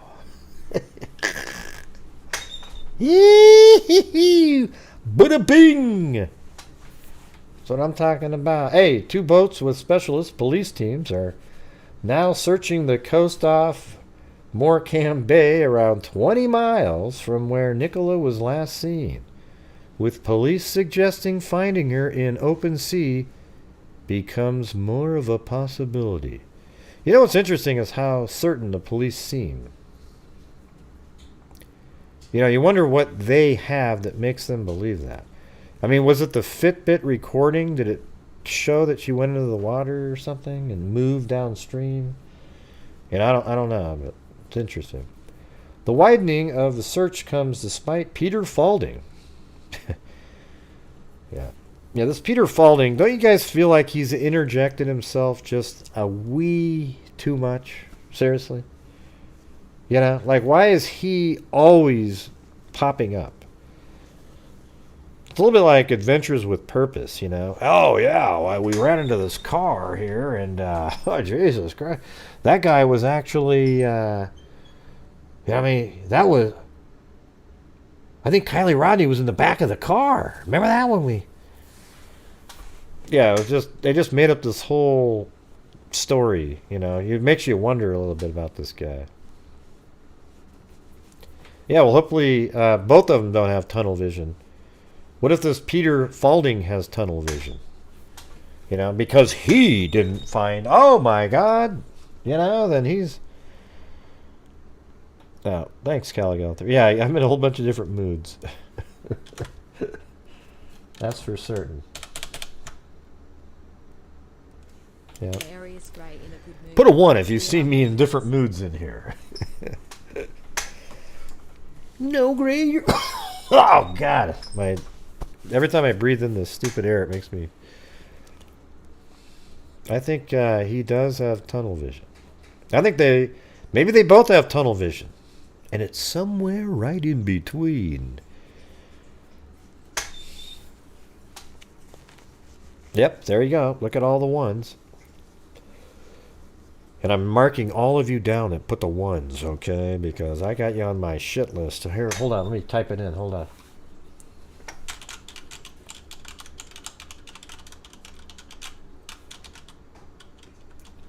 I gotta admit, that was pretty technical what I just did. I touched the keys just loud enough to make the sound, but didn't compress any of them. All right, that's right. That's what I got my notebook for. Yeah. Let's see. He added that having used specialist sonar equipment. See, they sound just like Adventures with Purpose, right? Over 3 days, it is his belief that she is not in the river, raising the prospect of a third-party involvement in the disappearance. It also emerged yesterday that investigators could be trying to trace a tatty red van parked near to where the mother of 2 vanished 2 weeks ago. But what does near mean? Everything's near there, right? After a witness reported it to police on 2 occasions. Meanwhile, 3 blind spots have been identified surrounding the area by who identified them, though. Let's see. Now police looking for Nicola Bulley issue blanket 48-hour. Nicola Bulley issue blanket 48-hour dispersal order in village where mother went missing after amateur sleuths started searching abandoned house along river at center of mystery. What does that mean? Dispersal order. Meaning you can't be at the scene or what? Lancashire police is working under the hypothesis that she slipped into the water and drowned, but have admitted that it's possible she left the area by one path not covered by CCTV cameras. The path in question leads to Garstang Road. So let's... Where is Garstang Road? Now, so that's this one. Okay, so that would be... I was thinking that it was like this. I mean, that's Garstang Road. And this is down below, and these are behind people's homes, and they're... So you could be over here. I mean, I brought that up the other day. But that means you'd have to climb over this fence. Although that's... Maybe that fence isn't there anymore, you know? It should be, though, because... you know, you let your dogs roam, and if it's not fenced in, the dog could just run way around over there. The path in question leads to Garstang Road, which runs through the village and is therefore a blind spot. Okay, so is this still called, when they say the village?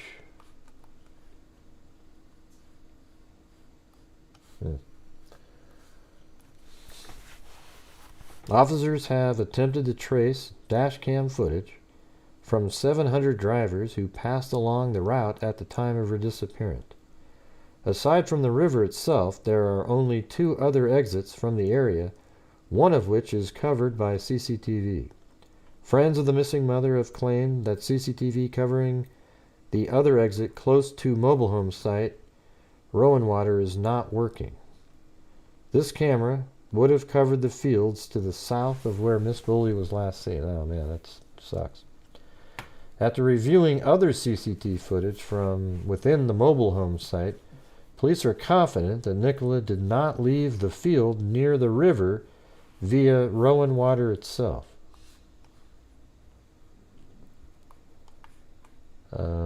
Yeah, wasn't that... I thought that was this one right here. No, it's Allotment Lane. I don't know. I'm trying to work my accent in. Make it sound more authentic. Sounds like the people the people that have the British accents, they get a lot more views on this case because they're all, quote, experts on it, right?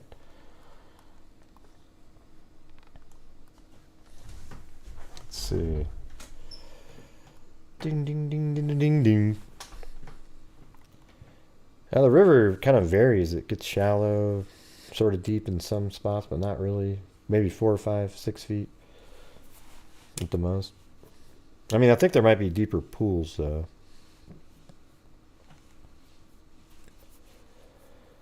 The camera at a house close to the path is also understood to have not been working at the time. There's the bench. I guess that's a different shot that we didn't have. And there he is again. The absolute legendary adventures... Oh, wait. Different guy.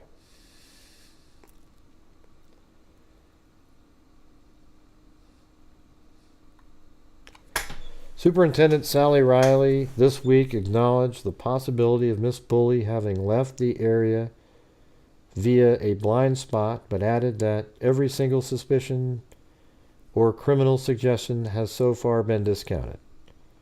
It comes as police today move the focus of their search towards the sea, with boats trawling Morecambe Bay. Wow. It has also emerged investigators could be trying to trace a tatty. See, it's so weird that they're so focused in on her going out to sea, but yet they're still looking at the tatty red. I guess they have to always discount every single lead that they get. A witness reported seeing the red van twice. Lancashire police had a private driving company. Both conducted extensive searches along the river wire, but have so far found no trace of the mortgage advisor. 2 boats with specialist police teams were today seen searching the coast off Morecambe Bay, around 20 miles from where Nicola was last seen, with police suggesting finding her in the open area becomes more of a possibility. Broken CCTV camera. That's the bench. That camera's broken. So this last sighting, they have her in the field. So that other one was screwed. That was wrong. They had her in that other shot where the broken camera is. That's funny because I randomly put her in that field in my video at 9:10, didn't I? I was right at that edge. If that's true, like a real sighting, that's exactly where I had her.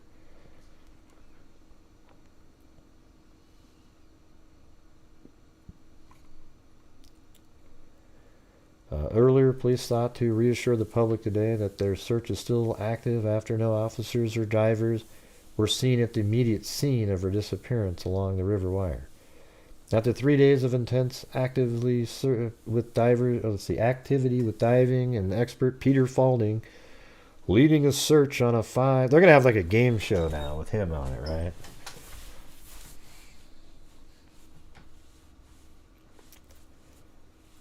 Yeah.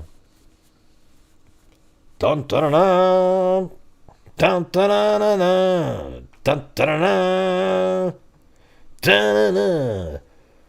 Tonight with Peter Falding. We're gonna have to play this. Peter Falding, a man barely alive. We can rebuild him. But Mr. Falding has previously said he doubts that Miss Bulley's body would have been carried so far into the bay and out into the Irish Sea if she had indeed drowned. Yeah.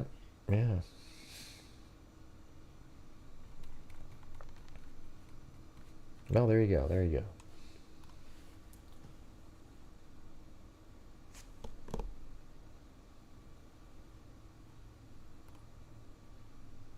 Where is she? That those questions after almost 2 weeks, or in the spirits world, a couple of women who were walking through asked to just stop with our team for a few minutes because they were uncomfortable walking past him. So now with these powers, police will be able to tell I don't know what people you're saying, to the leave person who if they're called. What do you mean, causing Zaza? distress. There are, though, many other people, I should say, who are just coming here because they want to see this place Well, I mean, it definitely for themselves. is They possible. don't want to cause any alarm or distress. They say they just care about what happened here. What's going on here? Jeez. That Falding guy could be right, but he could not be right. I mean, we don't know where he searched. He made it sound like he searched a mile upstream. Why was he doing that? That's bizarre.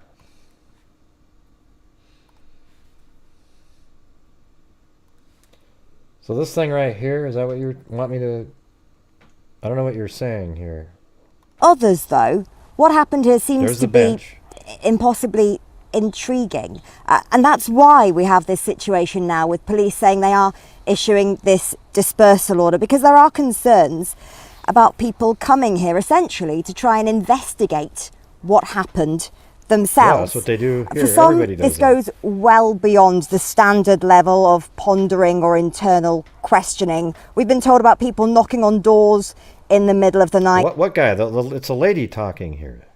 Trying to get into empty homes or abandoned buildings. Police have also been talking about deeply offensive posts online. But the self-investigators, as it were, coming here, of course, all of this is the guy's name, but what are you talking about? Being live streamed or posted on social media sites. To give you just one example that we've seen ourselves in recent... Yes, we all know it's Matthew. It's not confusing that it was Matthew.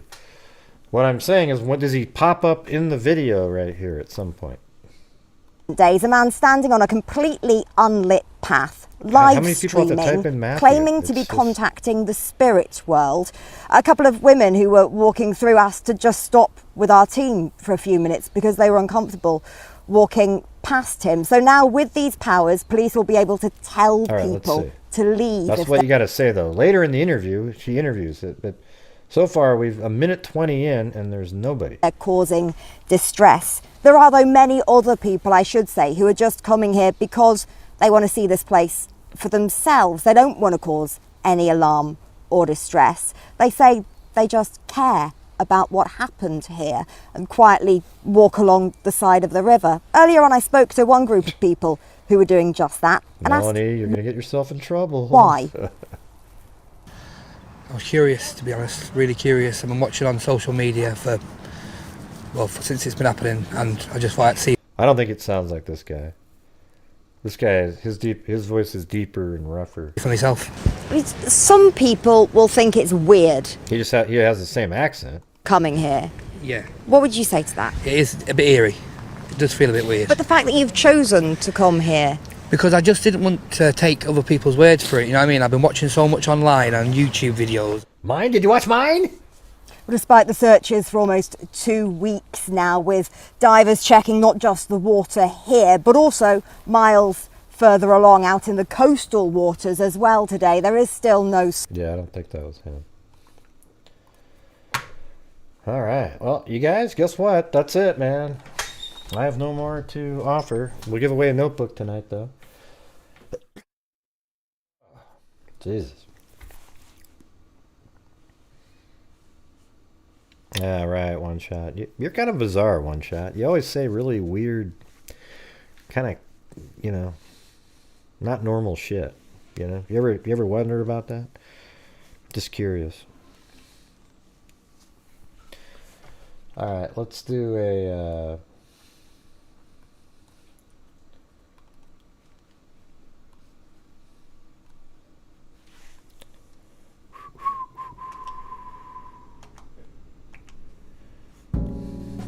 Yeah, that's what I figured. You kind of are, aren't you? It's weird.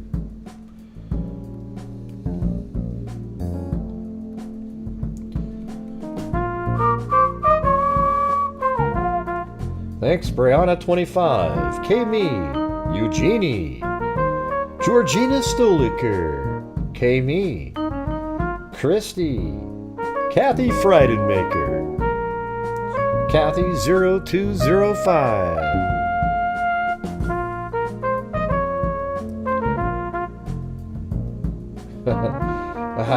Ashy Snow, The Mike D Experience, Nicole, Cindy J, Tania Animus, Kim Christian, Lisa Murphy, Callie Gal 3, Not Your Average Chick 5 months, Tracy McCumber, a new member, Not Your Average Chick with a cat eye, boom, Francine, Brianna 25, Becky G, Tawny Lee, The Mike D Experience, Kit Kat, The Legend, and then Francine, 18 months, Music City Mom 2, 1 month, Simple Life Days, Brianna 25, Francine Gifted, Mickey Duff, Francine Gifted again, Snarky Cinderella, Ashy Snow, Simple Life Days, Francine Gifted again, Simple Life Days, Tawny Lee, The Mike D Experience, Donna D, Simple Life Days, Killer B, new member, Amber Maiden, Plato, Jessica Schubach, Eugenie, K-Me, Mike Fletcher 15, Billy Juliana, Sack and Fox Nanny twice, Kay Francis, a new member, Holly G, Simple Life Days, Brianna, 25, Jessica Schubach, Ashley Snow, Zozo, Sack and Fox Nanny, Robin Dieter, and Callie Gal 3. Then we sent $500 tonight into Rain, which is good. Then we had Amber Maiden send in a Cash App for a notebook. Then we also have David Whitford from earlier today on PayPal. Dana Prevost, thank you very much. Amber Thomas for a notebook. And Mag, thank you so much. And Jeff F for also a... I said it earlier, Jeff. Thank you. But yes, Jeff, right there. I'm just reading through them, Jeff. You were the last one, Jeff. God, come on, man. And he got the address for a notebook. Wow. And Aaron Bremer on a Cash App, too.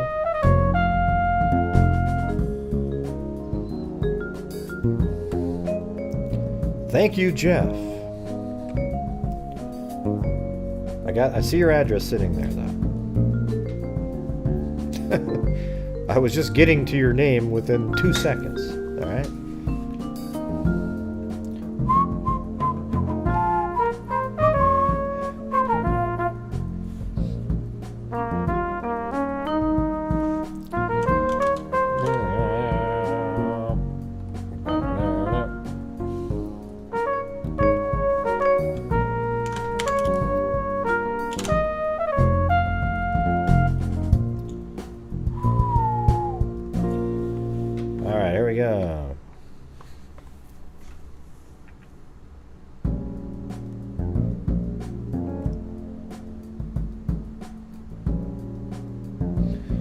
Here comes the wheel spin. This is only going to be for a notebook tonight.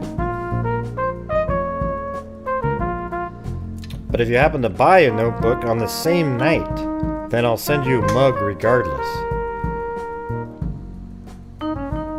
Although I have to put...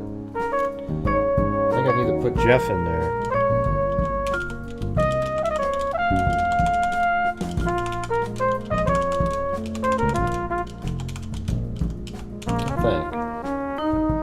Pretty sure I got everybody else though. Now let me make sure.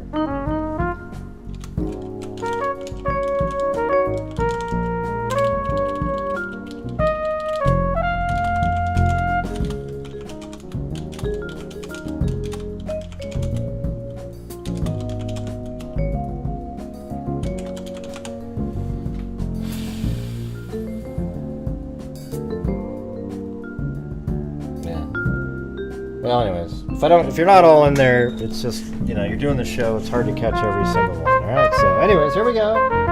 Shuffle, shuffle, shuffle, and for the notebook.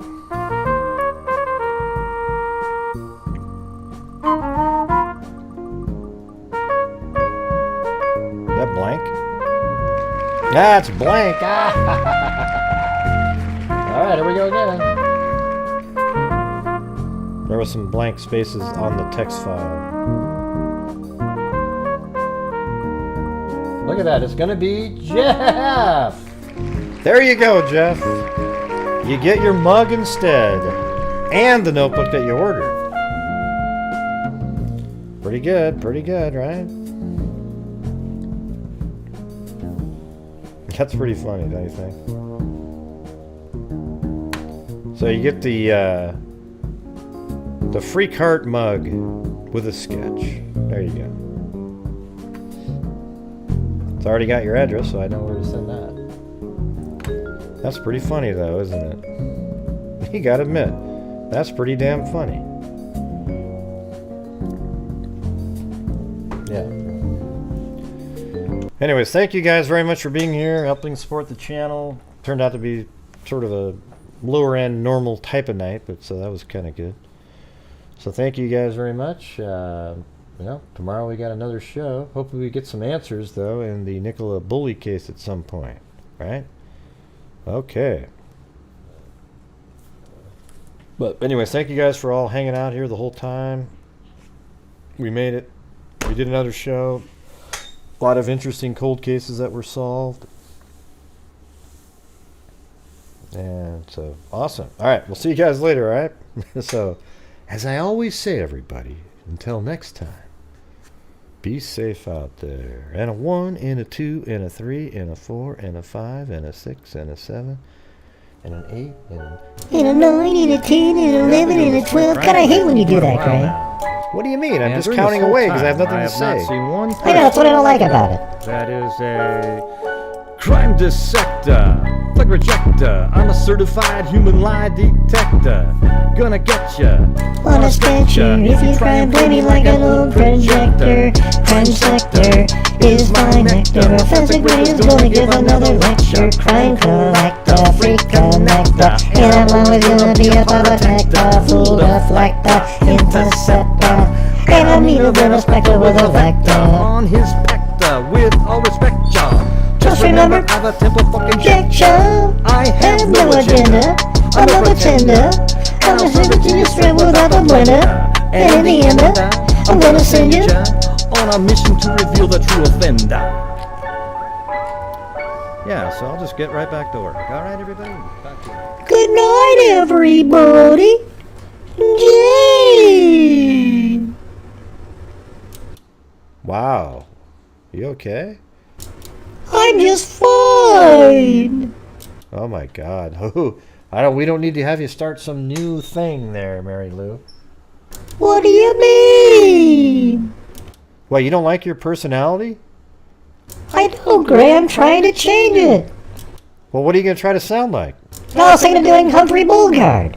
Oh, you mean like Peter on the Brady Bunch with pork chops and applesauce? Pork chops and applesauce, see? That's exactly what I thought you were going to do, you weirdo.